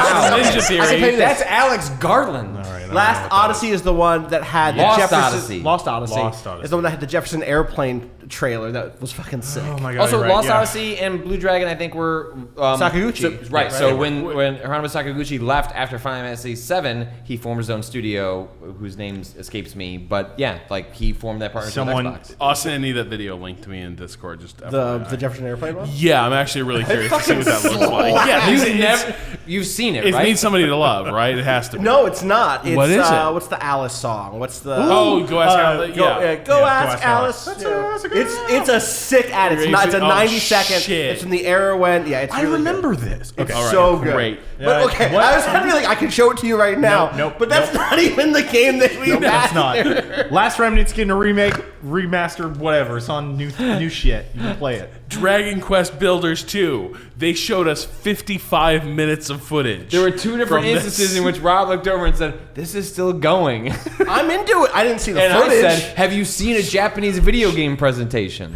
I can't wait for that game to come out. The first game was like pretty good. The first Builders, pretty good. Minecraft with direction. That was like the which is pitch, good. right? But I think that from what I've read, there's like some cool stuff in 2 that feels like it elevates what was there already. It gives you a better sense of progression, and like one of the things that bummed me out about the first game was like you were always moving on from the stuff you built. It was like Sure. I built it, finally gone. Yeah. And from what I've read, there's some stuff in 2 that makes me feel a little bit more like there's a bigger arc. That's cool. And yet, in all that footage, I didn't get that. Anyway, then they showed a game from a Mexican studio, Circuit Superstars. It's a racing game that's very RC racer, top-down. Looked cute. Looked fun. Looked cute. I wasn't. Nothing about it felt very like hugely innovative or anything. I was just like, this game looks cool. I'd buy it for a small amount of money, which I'm sure they're going to sell it for. Until they announced I don't their mean that as a bad thing. just I, wanna mean, know, subscription I know. service. I think it's a good. It just looks good. I just want to know. felt really odd along that lineup. I was like my Chris thing. Kohler a lot. I love Chris Kohler, but I do want you to know that But- but Chris Kohler is like family to me. He wrote that book, Game Over. It was pretty good. He does a video series on Kotaku. Okay. He goes to video game stores. Oh my God. Here's what we know. He wrote everything Square Enix announced at E3 2019. The word dragon doesn't appear once. So Dragon Quest Builders, it seems like it dominated your life for 30 minutes. Yeah. Doesn't even come up in Kohler's write-up. That happened, right, Patrick? Chris? It did. Okay. What do you? Maybe he was like, I'm taking a nap. Well, I don't think it was announced. I think that was already known before. That's- I Yeah, but like the true. release date was. It was July or whatever. think that was then- already known before that, though. Okay. What else happened? Y'all like World War II? Well, what do you Y'all mean like by sick headshots? I wouldn't say I like World War II. How about points? Yes, I like points. Oh man, Love to get points. Yeah, what about when you put in points? When you're getting points by putting lead on target, and that target's a person, could be a Nazi. I thought you were going for hollow points. Could How- be. They were Could be a Could I ask Soviet. you a question? Yeah. How many points? 5 or 10? 5. It was 5 again and again. It was a lot of This 5. was speaking of 5. My phone was at 5% battery. Patrick. You want me to get you Water. No, I'm saying it was At the time. At the time, Water. Cerveza. I was at 5% battery leaving the Ubisoft event. I was like, all right, I'm already missed the beginning of this Square Enix event. I gotta watch it. I gotta know what's going on. Final Fantasy, Kingdom Hearts, etc. Okay, you know what? I only have 5% left. The car is on its way. I don't want to lose the battery, but I gotta know. I opened it up and I saw 5 points, 5 points, 5 points, headshot, 5 points, 10 points. I was like, well, I'm gonna turn this off. This is not worth my 5% battery to see. That game looked very fine. Battalion 1944, Eastern Front. It's a game about shooting Nazis. Or Or their allies. foes. Oh, the foes of the Nazis. Foes of the Which, Nazis. look, it's a World War II like multiplayer shooter. Yes. Also By Square, really- published by Square Enix. That's the weird part. That is legitimately the weird part. That game looks so hard like they are chasing Call of Duty in a way that I'm like, what's going on? Who like tricked chasing you? Call of Duty from 12 years ago. not modern That's- Call of Duty. No, this is Like- it's like going up against like Red Orchestra type stuff. It's like it. This game. I feel bad saying this, but I'm like, this looks like a game I would find on Steam and be like, that'd be cool if you guys, like in a couple years, maybe this is your first game as a studio, Can I and it's tell like you? Can I got tell some you? cool stuff. Can I tell you something? What? You may have literally done that because Battalion 1944 Yeah. launched last year in early What? access. But now it's this going was- to oh, the yeah, this was an Eastern Front. expansion. This was an expansion they were trading. Oh, was it? Yeah. It's called like Eastern Front or something. Yeah. yeah. Which Where the fine. Nazis were actually beaten. Yeah, it's like it's fine. Yeah. It's all fine. No. It felt really odd to me that this was their banner game. Well, it wasn't. It was. I mean, it wasn't their banner game, but Yeah, But it was thrown a in there. game that they put time into. Listen, you're on a team. You're being I get published. it, yeah. You have to, listen. There have been times in my life. You know what? I don't remember a time in the last decade where I've been at a place without feeling. Thank you for the water. Where I feel. Going back to when I was in grad school, the program I was in, working at Giant Bomb, working at Waypoint, it has been like, man, we do good work. I wish we got a little more help from the people upstairs. You know what I mean? yeah. The people No, holding no, up yeah, and the I think purse that's strings. cool. I So think I that's feel very like cool. this is one of those things where someone was like, can you fucking please put the trailer in the thing? I wish the trailer was better. I wish the trailer was better. I wish the game was maybe better. I haven't played the game. What the fuck do I know? Nothing about the game seemed notably bad, and nothing about it seemed notably good. Like that was kind of my takeaway. It was like, this seems like a competent multiplayer shooter of World War II. 5-point podcast, 5-point run times. You're still see, talking the about problem- this fucking game? Patrick, we didn't want to go on until we even Yeah, have we your won't. say. So, like, I was anything holding you off on could've talked about- Shadowbringers for you. All right, what's the next game? That happened? Shadowbringers. Shadowbringers. That's Danica. Just Danica like Shadowbringers? Oh, shit, it she's was Yeah, we should Danica. have Oh Danica. my god. You know who likes Oh Shadowbringers? Is shit. Danica. Wait, do we have a Shadowbringers expert? Do we have a ringer? Nick? Come here. Can you say that into a microphone and I can make you sign a thing that lets us legally let you say it? Shadowbringers looks pretty hype. All What's right. that? Why? Thank you. I want your opinion. I don't know. That trailer gave me goosebumps. I mean, you're not in it, you're not in it. But No, I'm dead ass serious. Like I'm not here to make fun of people who like Yeah. Final Fantasy 14. There's too much of it. We learned this Well, with you Kingdom can't. Hearts. You can't just have Nick like leaning over your shoulder and try to explain. Nick, explain Shadowbringers. No, What's the no, appeal? no, What's the that's core gonna be- fantasy? Yes, you fucking of, can. I mean, this what- is the third expansion to Final Yeah. Fantasy 14, the best MMO in the market right now. They've got a raid that Yoko Taro designed that's in it. You're going to wait. a different. Wait. Yes, see? What? This is what the know this? Shit. There's a Yoko Taro. I gotta Yeah. play the game. Oh, you're shit. adding, 2 new races, a couple new jobs, and you're going to like a different New realm or jobs. whatever. Is game journalist one of them? No, that's why Mobilize the No, no, masses. the jobs are Dancer and Okay. Gunbreaker, which Gunbreaker. is a tank class. What's it do? surprisingly. I have no idea. Breaks Tank. guns. Okay, breaks guns. All right, well, thank you. Peace Walker. This Breaks match, guns. Everyone subscribe and join the Excalibur server. Thank you.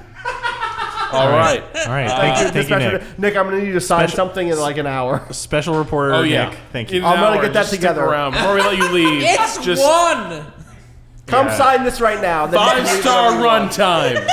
I would And like to then- say I appreciate the fervor of draw Final right Fantasy here. 14 fans. I also have no fervor. Perfect. You wrote okay. Okay. Anyway, then there was Techland, and they were showing Dying Light, new footage, nothing Wow, we've ever seen before. by new footage you mean the Yeah, demo that literally- Austin and I saw a year Not ago. new footage. Not new footage at all. It's the same footage they've shown last Which year. makes me scared that I'm. Which is weird. They've shown Rob and I newer are footage going this year. Rob and I are going to see a demo in a couple of days. Which is It's why like- there's gonna be all new stuff. They're keeping it secret They for showed us. newer footage this year. Sure, yeah. So like, I don't know why they decided to go back to the well for Squeenix. Like, I don't know. Also, did Octopath Traveler make a brief appearance? Yes, Yeah. it's on Steam. It's on Steam. today. It's so much money on Steam. How much is it? It's full price on Steam, and in Canada, it's like $89. God, Seriously? somebody made me subscribe to something so it's free. All right. Anyway, May I introduce to you Square Pass? yeah, They should call it Square Soft. Gamers Square, Damn. like Baker Square, but Square, like it's good too. games. You show up to Gamers us. Square. It's a little JRPG meringue. All right. A square meal. People Can Fly showed up, Can they? or they could just land like a lead balloon. Yeah, that trailer did absolutely nothing Wait, for me. which one was that? Outriders. Oh, Outriders. Yeah. Tell me anything about, you know what? Tell me anything about Here, Outriders. it's dark. There's shooting. There are 3 characters, and it's a pretty dark world. Where did you get any of 3 characters from? The dude said it in the Oh, thing. okay. The dude said it. And he said that it's dark. 3 and there's characters shooters. again. You go to dinner with 3 characters. You go to dinner with 3 characters. It's dark. This is important. Then there's shooting. Get this: lots of guns, and it's a dark world. These are the things I recall. Like maybe a dark universe. Like a dark. Like the mummy might show up at any moment. Pan, Maybe this pan, is- pan. People should watch that movie, Oh, that's- especially Was it because it good? opens. Oh, I did. It opens with still like you watch it now and it still says, Can I tell you a "Welcome to the secret? dark universe." We watched that movie I love once that. Yeah. together. You didn't know it because it was on. That's creepy as fuck. Yeah, It that's was weird. on during a podcast while we were in right. while we were in Control Room B. We watched it for 40 minutes. I love Danielle to death. She extremely like this is the one with Brendan Fraser. Brendan Fraser just hasn't shown up yet.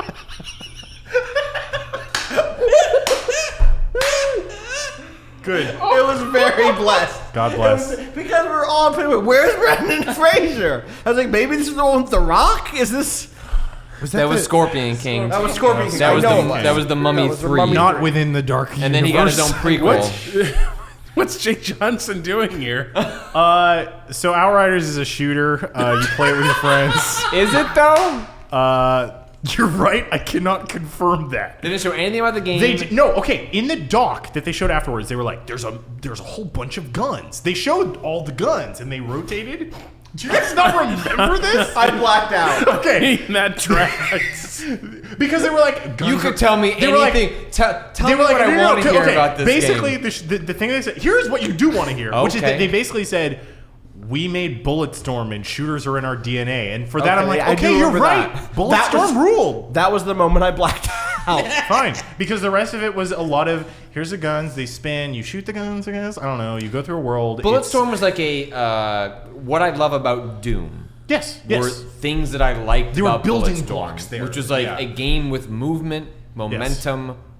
Rob, Austin. Someone in the chat says there are 5 Scorpion King films. Excuse me? I'm sorry, no. they made a whole bunch and a couple I of them don't are care direct to how DVD. long the Cardassians try to make me believe that there are 5 Can I just read the Scorpion title? King movies. I promise I wait, won't hold go on, hold on. deeper. Can Okay. can I attempt to interpret the chronology? There were 3 main Mummy films. Correct. And then that true? It You mean- started. You mean Scorpion King? Well, right. You're Well, right. the third one was the Scorpion King, right? Dude, I don't know if those. There are was a connected. fourth one. There was a fourth Mummy movie. It was a 2015 straight. Well, no, but so I mean, 3 main ones with Brendan Fraser. Correct. Correct. And then it went Then to it direct went to DVD. weird. There was one more theatrical one, Sorry, which yes. is the Scorpion Yes. King, Yes. and then it went from direct to DVD after that, in which I Yes. stopped keeping track. You But don't need was to keep track beyond that. The Rock not in those? No. Who was? Oh, then you get to B movie actors. yeah, it got Randy not Couture. good. Yeah. Great, he's a wrestler. Oh, can you get guesses on these names? I'm just gonna read them. The Scorpion King. The Scorpion King 2, Rise of a Warrior. The Scorpion King 3, Battle for Redemption. The Scorpion King 4, Quest Well, for... you should have just let us fill in the last word. All right. Scorpion King 4, Quest for blank. Redemption, you said it. No, I didn't. No, that was the third one. That was the third one. Battle for man. Redemption. Quest for... Quest for, I can see it, so I can't do it. Rob, Quest for Pyramid. Kato, The Mummy's Gold. Quest for the Mummy's Gold. Audience? Whoa! Audience? It's not. It's not. I said it was good. Did they just make a movie called The Scorpion King for the Quest for the Mummy's Gold? Audience, any guesses? Quest for blank. Quest for Scorpion. Quest for Fucking, I don't know. word. Quest for Nothing. Power. Oh. Quest for Power. Last come one. on. Last one. Here we You go. know what? Scorpion- Gold is like power. Gold is like power. Oh, Kato. Scorpion King, no 5 this time. Kato, Just we have to replace the power Scorpion supply. King This stopped is breathing. like our The actual Scorpion problem. King blank, Book of blank. Book of the Dead. Book of the Dead, Dante says. Rob, Book of... Jackals. Ooh, that's good. That's way better than the franchise deserves. Book of Jackals. Hey, Kato. delete that one from. We're just gonna hold on That's to that our one. book. I don't know what podcast that's going to be. The Scorpion King, Book of... Souls. Holy shit! Book of Souls! Oh god. You Dead earned the right to things. listen to 45 more minutes of this podcast. Patrick, real quick. Yeah. I forgot to take notes on it, but there was a moment in which I was like, Patrick, this seems shitty. And then you had to break it to me that this was not just shitty, it was in fact... Outriders? What are you talking about? The Scorpion King? What are we talking Apparently it was about? Kingdom Hearts. Oh, Kingdom Hearts. motherfucker. No, this is part of a larger takeaway.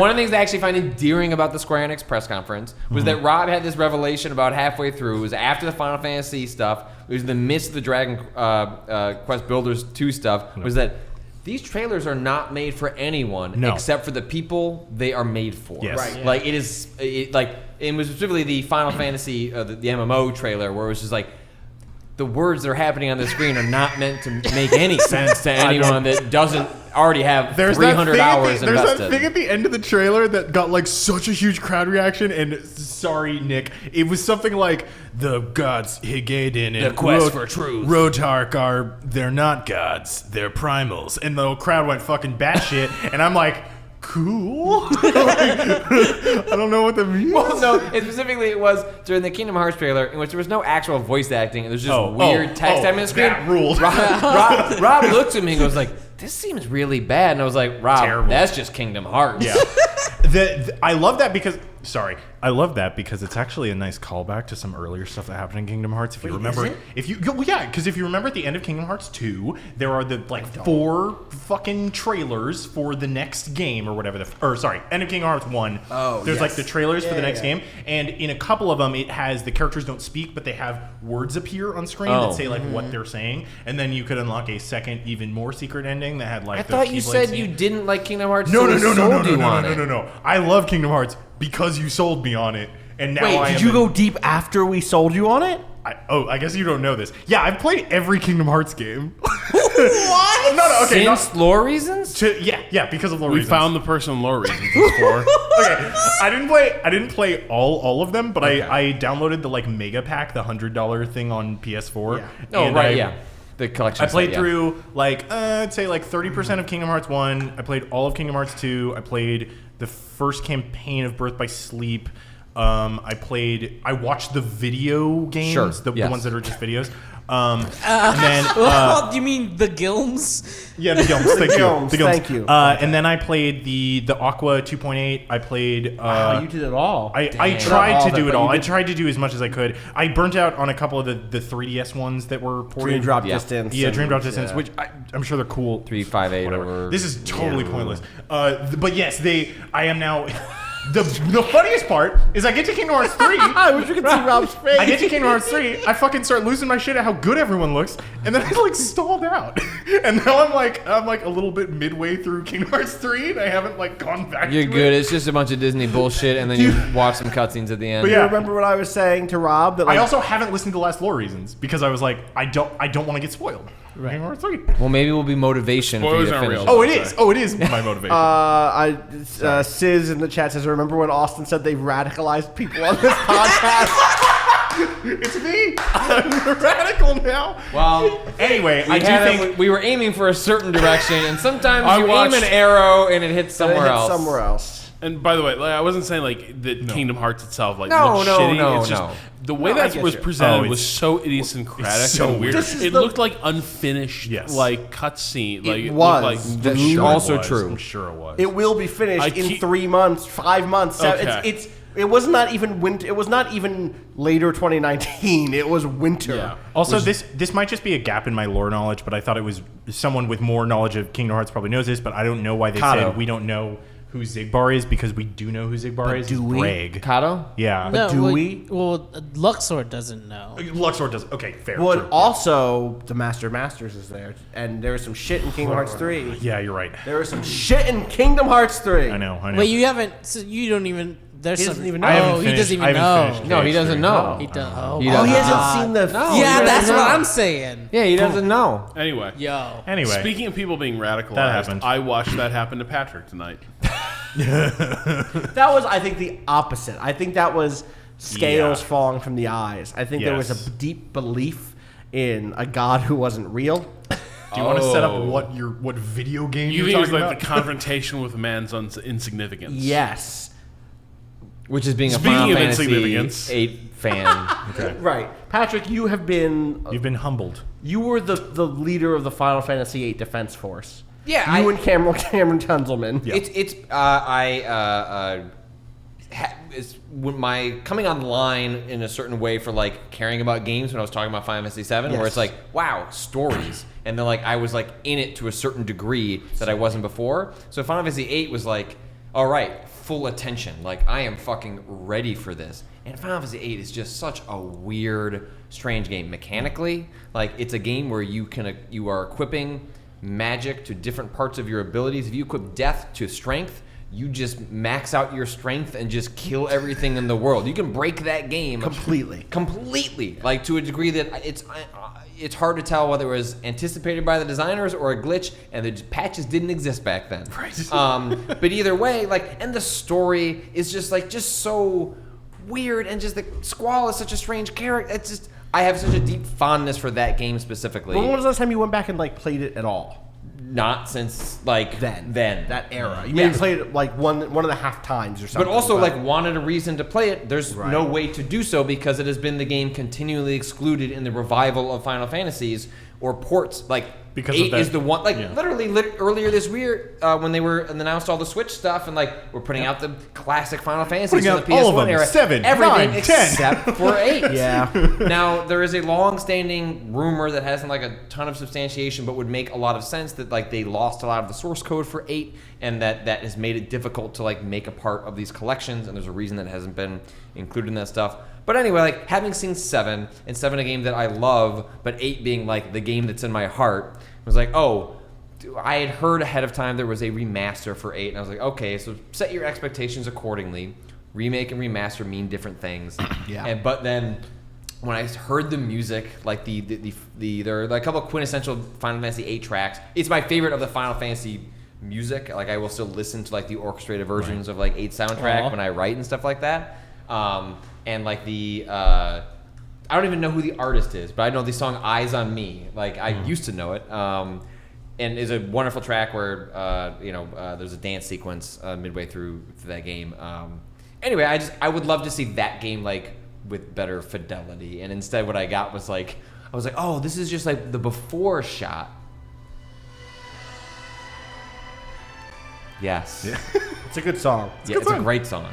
Well, it's funny because you say that, but like that's what all the other ports were. Like they're not like Yes. like the Yes. the 7 port, the 9 port, the 10 port, the 11 and 12. But they're called or ports, 12, and so like yeah. when the term remaster, or they're called remasters, right? Yeah. Like I don't know, and again, it's a PS1 game. Like the gap between like what is it? Again, I haven't revisited that game since the PS1, so my gap is reasonable. Like my original reaction when people were kind of coming at me on Twitter was like, well, look, dude, like there was a PS1 game, and like if you haven't revisited it since then, like there's a like limited. Go ahead, Rob. Actually, I think you've been given a gift. Think about it. Yes. We just had this about it. conversation about Final Fantasy VII about Yeah. like how everything about that game has to be reinterpreted through the lens of this game's retrospective significance. Sure.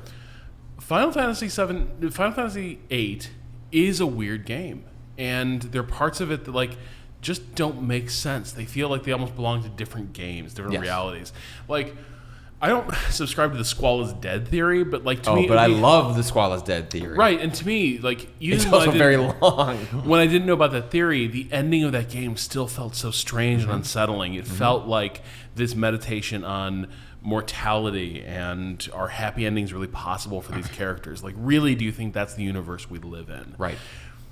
And I'm kind of glad that this version of Final Fantasy VIII that we're getting isn't going to be altered that way. Right. It isn't going to be like, oh, you know, what we need to do now is like reinvent that story and retell it. Because So I don't know what that we you, meant it to. especially that one, it's so disjointed and strange that I don't like revisiting it would be like such a fundamental restructuring of how you would even tell it. And it's a story that ends in this kind of like limbo space that is deeply... There's no like if you thought Final Fantasy VII was like its cliffhanger-ish ending is unsatisfying. Final Fantasy VIII has like just a billion loose threads that it has no interest in What telling was you. this? How Right. did time work in this? Right. And also, again, you should read Cameron Kunzelman's piece on it and what its like final argument is about like what the villain is trying to achieve and sort of their worldview and what that says about how we regard life. Who knew an But- orphanage could be so important? Also, this remaster does not look that bad. No. I'm I think looking at this shit. I think it looks as good as you can do a no polygon adding. You know, like I think polygons but- are added here. There's glare in this room. Yeah, okay. But like, I'm gonna slide this over to Patrick. I mean, it looks good. appraisal. This is what he used to. Squall, Squall my used to boy, look like. my silent Look teenage at him. son That you can see that him. is just sad and doesn't want to talk. Yeah, and why does he have to whatever. talk? You know, sometimes an ellipses is enough. You should just There's- interpret what I'm saying. You can see his irises. I Those- think it's weird that you're my teacher and you seem to be hitting on me. yeah, that teacher was hot though. Had a thing for that course, teacher man. at that era. Like, Anyway. Patrick is damn. canceled. Patrick was canceled. Point is, look, no, he's not Miss whatever the hell her name is. He's Archie in this scenario. I Anyway, It's point. Miss Grundy. Miss Grundy, that's Thank right. R.I.P. Sorry. Spoilers. Rip to a real one. Bleep that, Otto. Okay, I will. But but to that point, like sort of the denouement of that game, it's kind of weird and unsettling because the way we remember it are these kind of like shitty, like they're evocative PS1 graphics, but also they're kind of shitty. Yes. They're a little bit shitty, right? Yeah. Like I'm not sure I want to see the massively reimagined, re-rendered version of like what the finale of that game looks like. You are being given the gift of vagueness. And Right.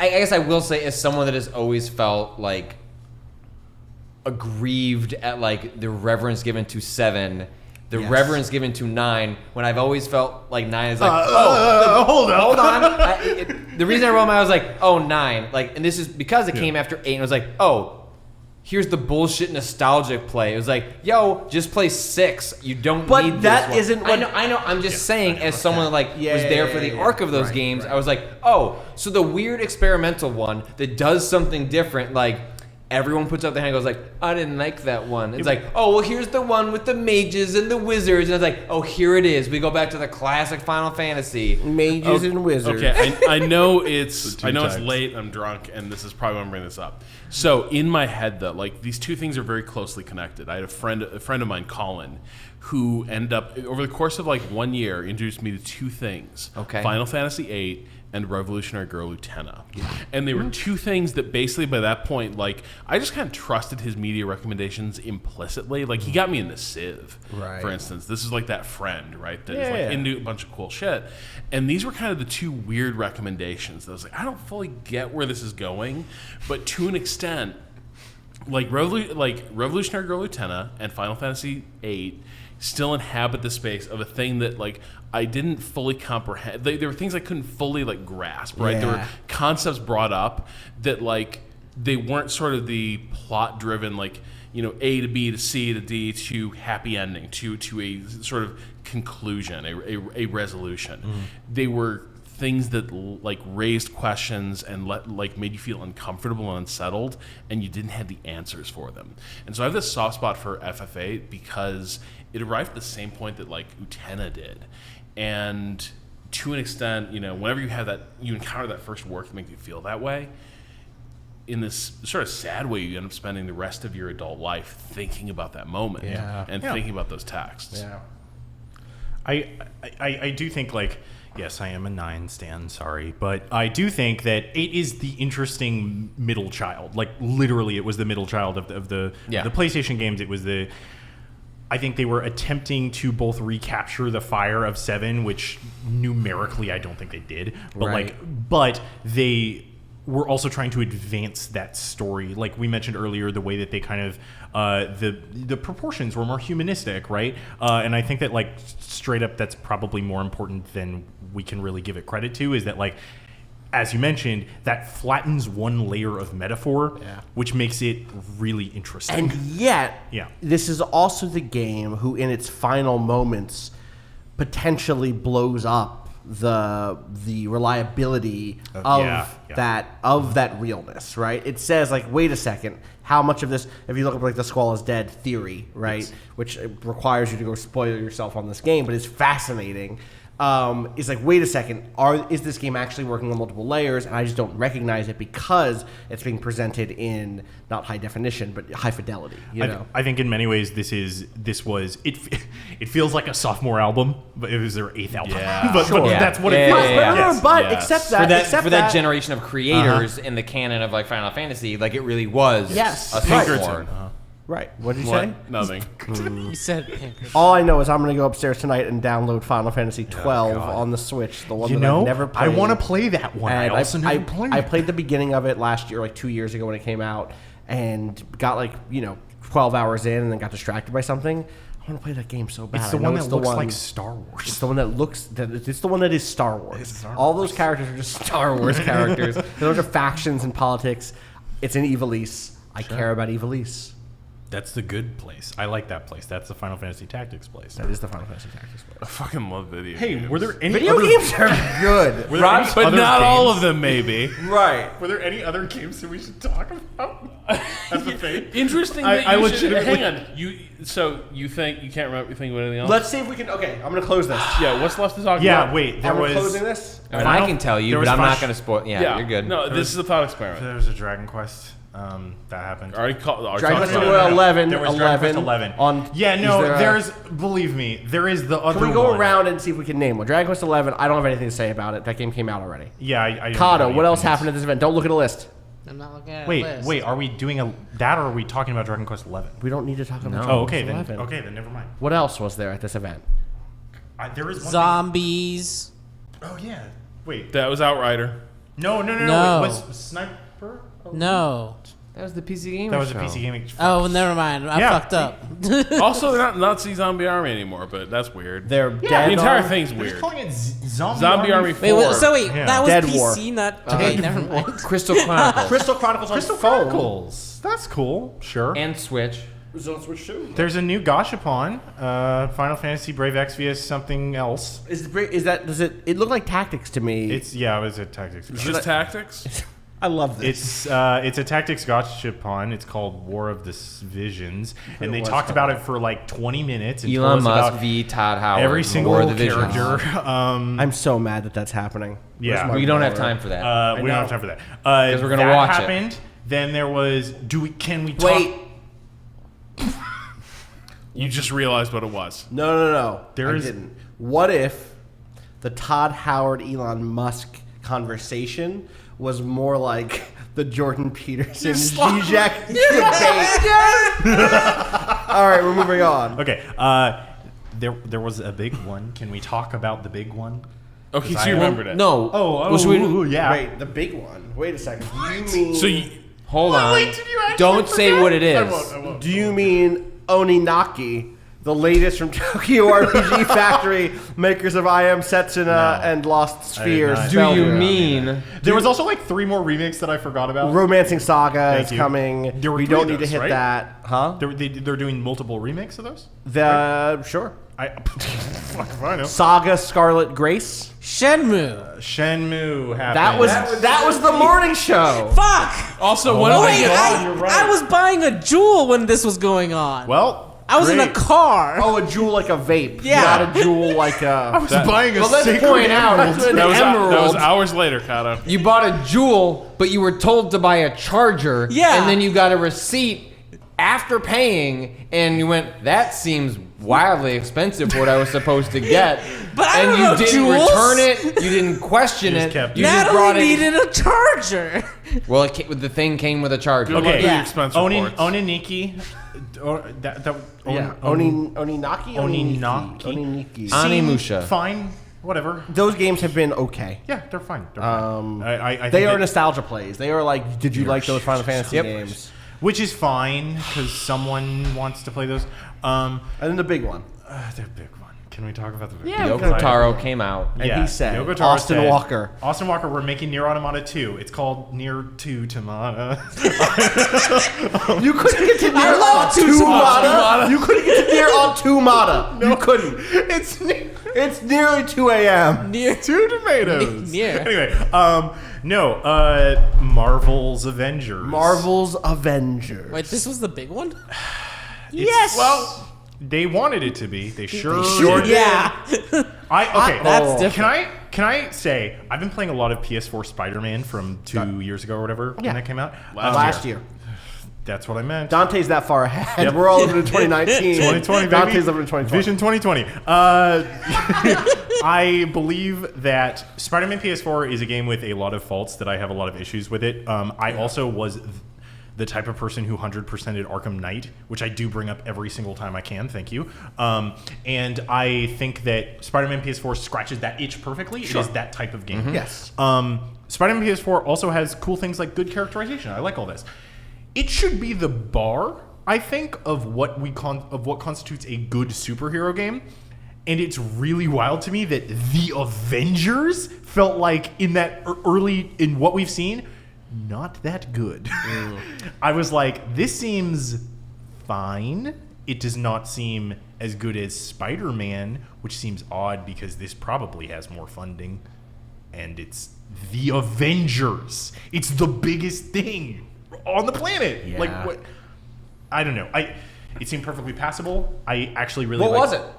It's Tell a me game- anything about Avengers that The you are Avengers- not drawing on previous knowledge or Oh. rumors or leaks. What is Marvel's Avengers? They a do video break it game? down. They broke it down. They said it's a in game- that trailer. No, in the talk. I'm talking about that trailer. Oh, I'm talking about that fucking presentation. Shit if I know. This is my problem with it. It's about the Avengers. You play as the Avengers. That's all I know. Do you? Yeah. That's what they said. Okay. All of them. So here's the deal. Here's the fucking score. The Avengers are gathered to celebrate a little party to themselves. They're like happy It's A Avengers Day. Day. Somehow somebody's like A Day is a good idea. That's sounds a great. holiday that that's not gonna become a weird meme. I loved the scene in Age of Ultron. Yeah. And then it looks like keep in mind, it's set in San Francisco. absolutely. Yes. Hub of it- Famous. yeah. it's the West Coast Avengers. Come on. Yeah, those are different people. Yeah, I know. Believe me, I know, Kato.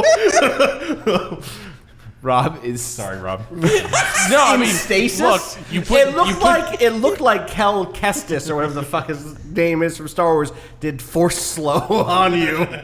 I was gonna drag you in front of a blaster bolt. I was just thinking like how immediately cool this would have been if like Kate Bishop showed up. But That would have anyway. been cool. Would have been sick. You know who else would have been sick? Squirrel Girl. A member. All right, well. All right. We all have Or opinions. Vision. But the point is, well, Vision, you really need a visual novel. That's not a pun. That's just like the facts. Anyway, Kate, the point is, so they're like, happy A-Day to us. Let's invite our friend the helicarrier over. Which we've powered with a new cool battery.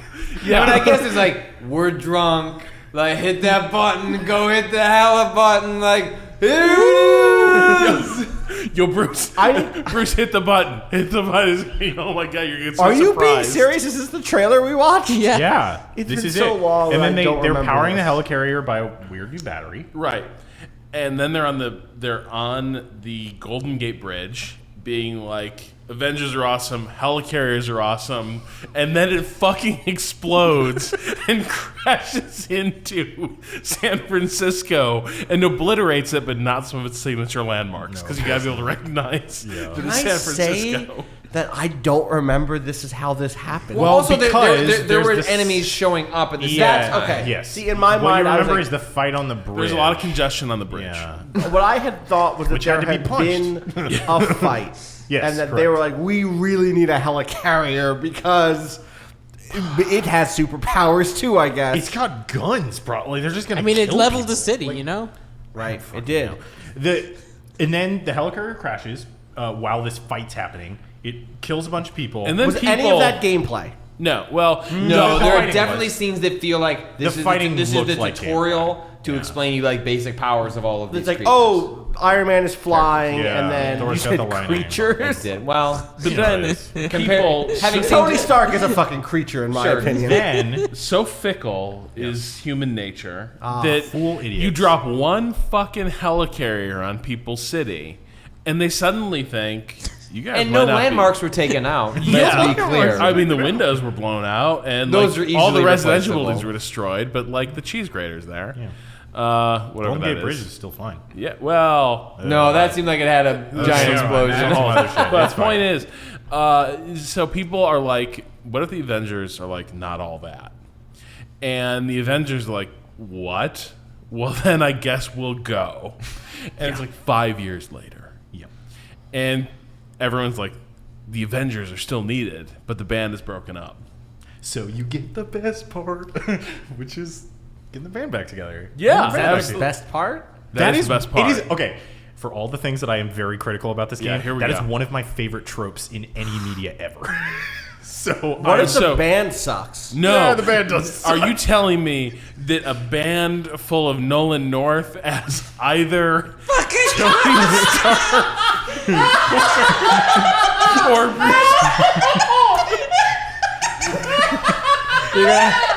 We're gonna have Who to. is he? we're Tell gonna- me which one it is. We're gonna have to back up the train a little You bit tell me here. who Nolan North is right now. I'll give you $5 out of my pocket. Nolan North. he is Rob has no computer in front of him. he is Tony Stark. Yes. He's Tony Stark. Is he? Tony Stark. He's Tony Stark. Then the other one. Troy Troy Baker. Baker. Who is he? Is the Incredible Hulk. Well, no, he's Bruce Banner. Damn, he got He's it. that Bruce true? Banner. Yeah, that is true. No, Wait, that's then true. who is the other third guy? No, wait, who? I thought he was Cap. I'm checking I thought GameSpot Troy Baker right was Cap. now. Here we go.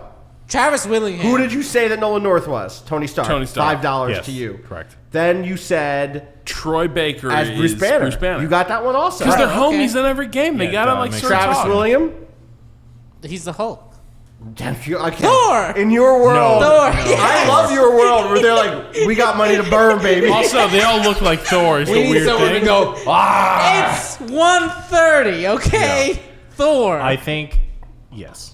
Laura Bailey is Black Widow, and Jeff Sheen, who I don't know, as Cap. All of those actors seemed very jazzed for their roles, and I appreciate that. That's not exactly enough to get me hyped for the game, but Square Enix sure thought it would be because they showed them a lot. So wait. Any true believers out here?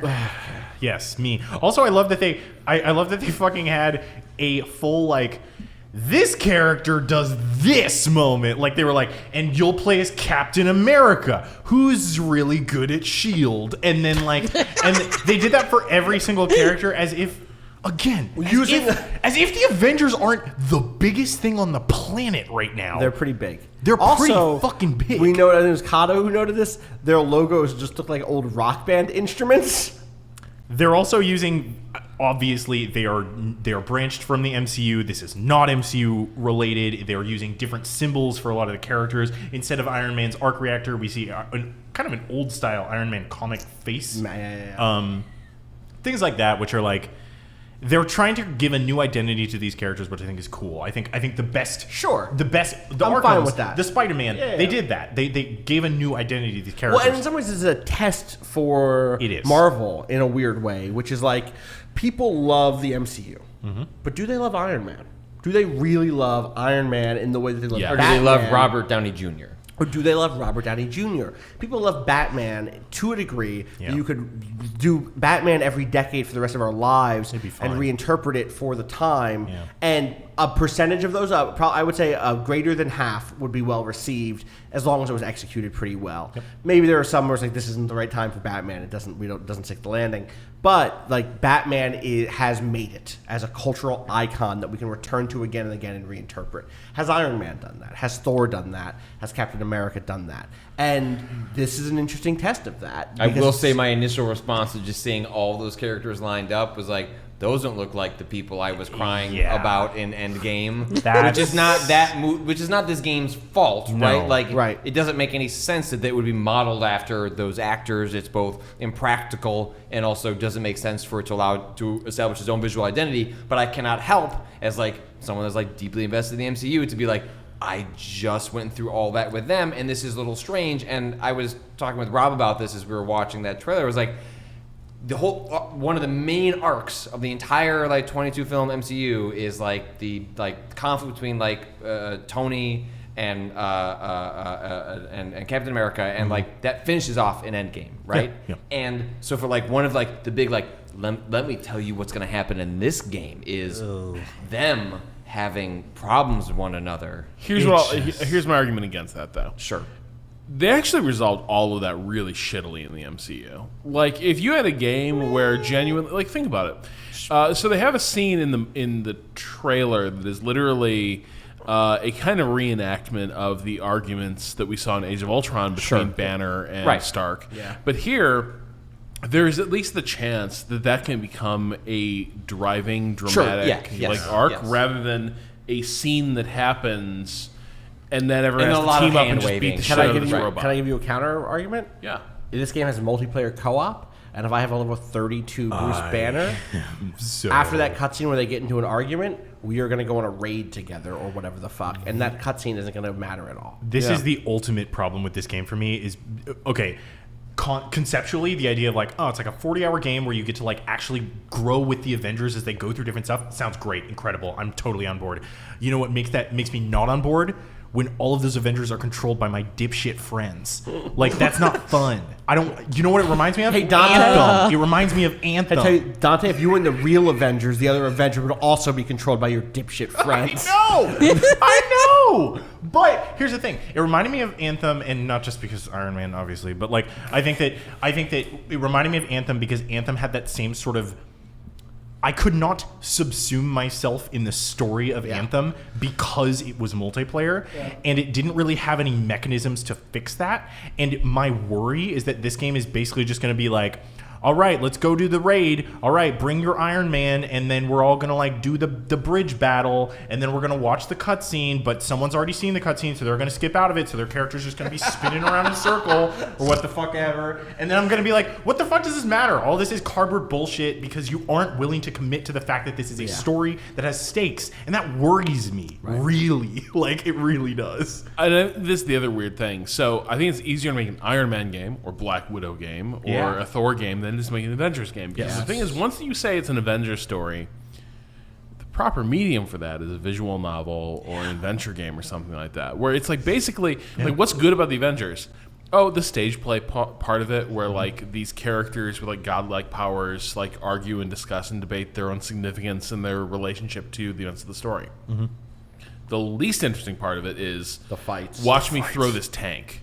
Yeah. Like, or even in the adventure game analogy is good here, because the thing about a great comic or a great comic book movie or superhero movie is like, watch me throw this tank in a new and interesting way. Yeah. Not watch me use my level 3 tank throw ability 30 times. And I actually really have a deep fondness for the X-Men Legends and Marvel Ultimate I'm Alliance excited for games. Marvel Ultimate Alliance 3 But on I Switch. am, but what I'm not excited for is the story in Marvel Ultimate Alliance 3 on Switch. They know that what they're making is an arcadey kind of Diablo style. Beat 'em up. Beat 'em up, exactly, and not something that's supposed to pull on heartstrings and make me think deeply about the relationship between Bruce Banner and Tony Stark. It just feels like such a missed.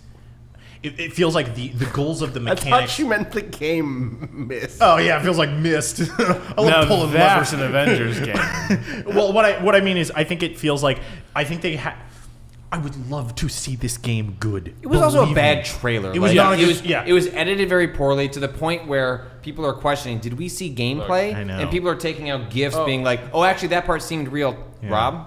Well, I'm just saying, like, it's coming up May 2020, so like what we saw, yeah. probably not that far off from what we're gonna get. Well, and I'm gonna No, see May it 2020 next year. tomorrow, Yeah, I next think. year. Are you going to see it? I am also. They seeing said it, gameplay yeah. was on the floor. I'm Yeah. also seeing it. I'm very curious. I want to see the structure because like the rumor Yes. ahead of Yeah. time about this game and what I had heard Continue. Continue. was that there were like service-like elements Yes. in which like that informed an idea that maybe it will be a Destiny-like in which like rather than being Iron Man, you can be an Iron Man influenced character, which would explain why you'd be like finding loot and going on like perpetual missions. So far, this seems like that is not this at all. That maybe that exists more in an online space, but they're not talking about that part. But there's actually like a very traditional, strict campaign with like the main Avengers characters in which you're going to go on an adventure and then something connects afterwards. I just came away, even, yes, May is a long way away, but not that far away to come away with like the basic structures. Like, is this an online, like Anthem, for all its faults, was like, pretty specific about like what it was going to be to a fault early on to a disappointing degree.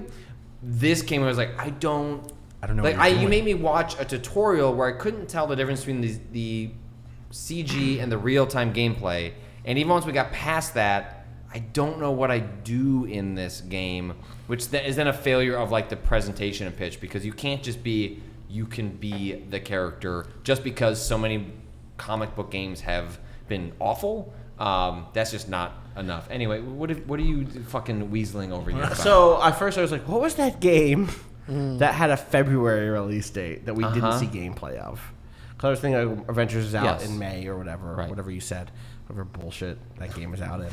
I was like, oh, wow, right. I thought I was being attacked there for a moment. It's Gods and Monsters was out. Right. Correct. I remember Yeah, and we were like, wow, that's soon. that soon. There's no gameplay. What the fuck? And then earlier in this podcast, here's what I was laughing about.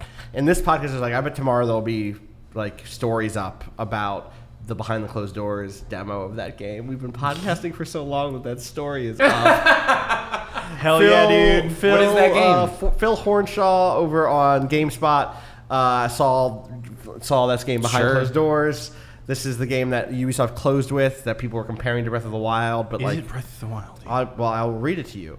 Gameplay looks okay. So, Gods and Monsters. This is a quote. It's a tale of mythology. We often confuse mythology and fantasy. Mythology is not fantasy. Mythology is is cautionary tales and lessons in philosophy. It's been given an oral tradition earlier on from a generation for over 3,000 years. Now it's coming back to us. Okay. Says Dumont, who is on this game.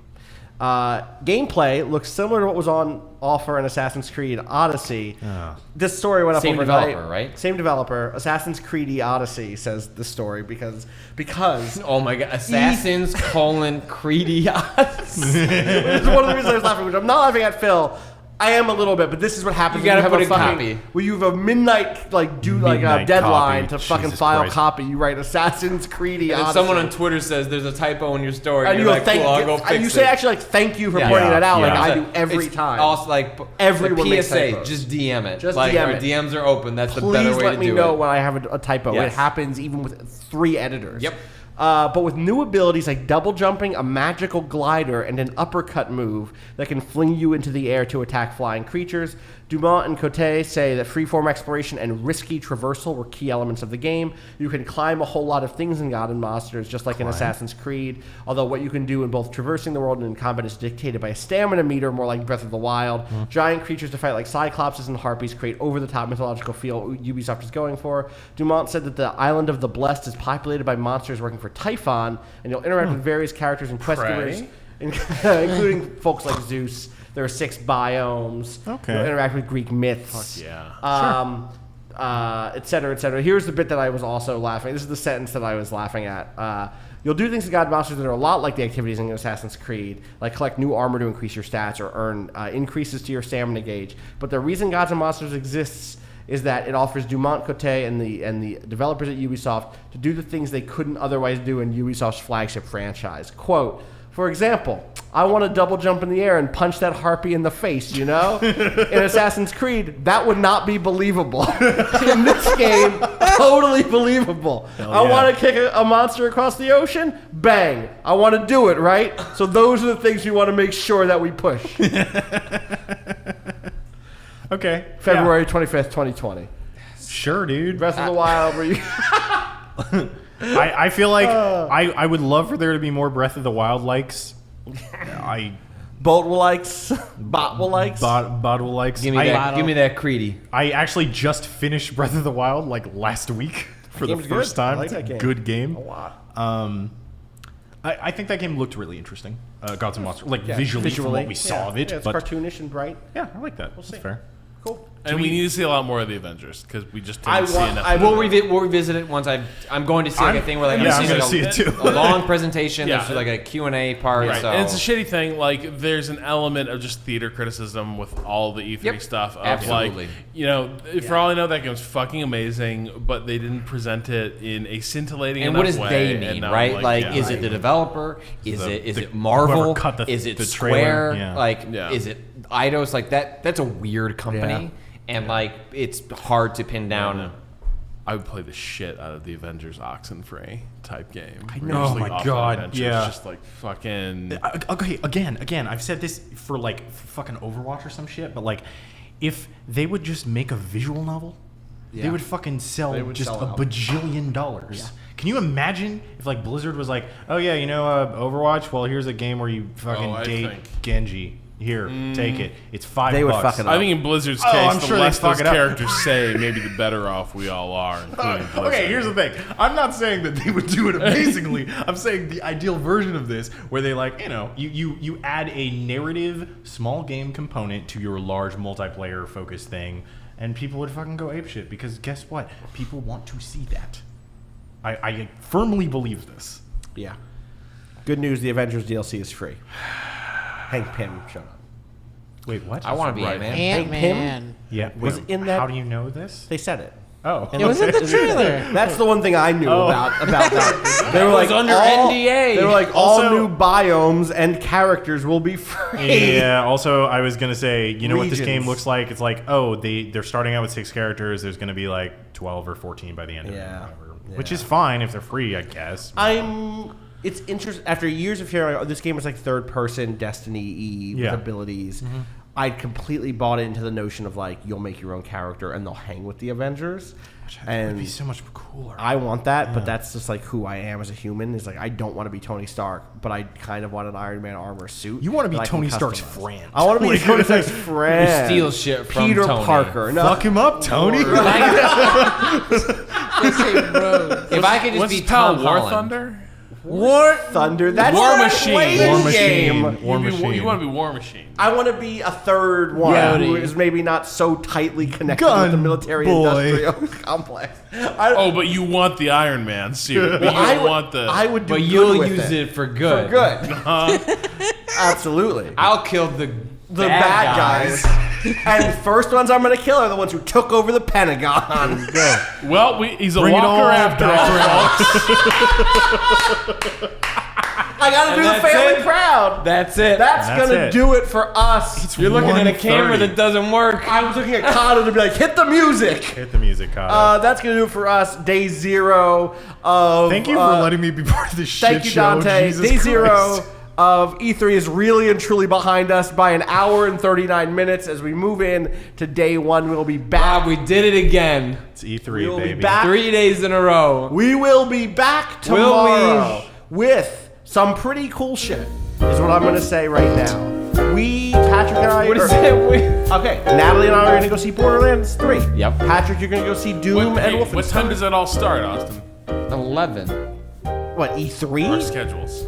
Our schedule's the earliest Rob thing. says with like a panicked look in his eye. You don't have to be anywhere until 1:30 p.m. Oh, yeah. All right. This motherfucker. Yeah, dude. Patrick, you have a 10 a.m. appointment or 11 a.m. appointment with Bethesda. So tomorrow. No, it's gonna be Doom. Like, tomorrow. right into my Doom. eyeballs. We're gonna talk about hands-on Doom Eternal. Yep. We're gonna talk about hands-on Wolfenstein Youngblood. We're gonna talk about hands-on Borderlands 3. We're gonna talk about why'd you write Sky down? What's Sky? This game company. Oh, they do a new thing? Yeah. That game company? Yeah. No, this game company. That game company. Yeah. Oh, sorry. It's alright. It's Dark. yeah. You're playing the new Darksiders game. Yep. Y'all are playing Ghost Recon Breakpoint. We're gonna see this new Cyberpunk demo. You're gonna see Vampire Bloodlines, Rob. That's a lot of games. Connor's gonna see John Wick Hex, the other Keanu Reeves game. Kato's gonna go meet God. Patrick Klepek at an appointment. Absolutely. So we got a lot to talk about tomorrow. It's me. Dante, where can people find you on the internet? My name is Dante. I'm on Twitter as Video Dante. Please follow me on there. It's where I'll be posting everything I'm doing at E3. Technically, I'm here on assignment for Paste Magazine, so you'll see a lot of things from me regarding Shout outs various to Paste games. Magazine. Shout outs to Paste to Magazine. Shout outs to Paste Magazine. I will also be on the. Can I like shout out things I'm gonna do? Yes. Is that weird? This is Okay. your time. All right. Tomorrow. If people are which is- still here tomorrow, listening, which is today, Tuesday the 11th. Is that correct? Yeah, Tuesday the 11th, I'm going to be on the Spawn on Me Roundtable Hell live yeah. stream at 4 o'clock.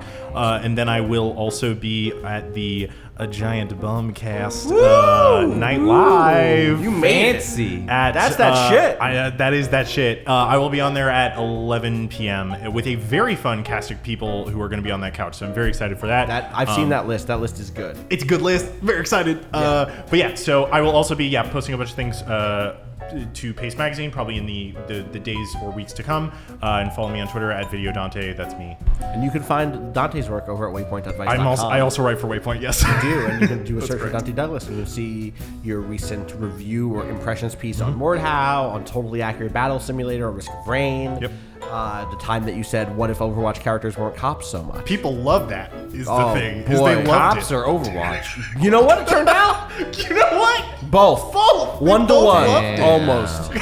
Well, Both we groups should of tell people social enjoyed about that. that. Yeah, social. Love it if we. In cops. In Overwatch. Out protesters. What was the term for cops in Watchdogs Legion? It's like a faction affiliate. A faction affiliate. Faction affiliate. Yep, and that's what I. So wrote if you about. just use these links on tasers and nightsticks, we can fund a proper police force and hopefully get London back on track. Just put the disclosure in that says, you know what, we have an affiliate program with less lethal weapons. Less lethal. That's my favorite light gun shooter. 100. All right, we got less lethal enforcers.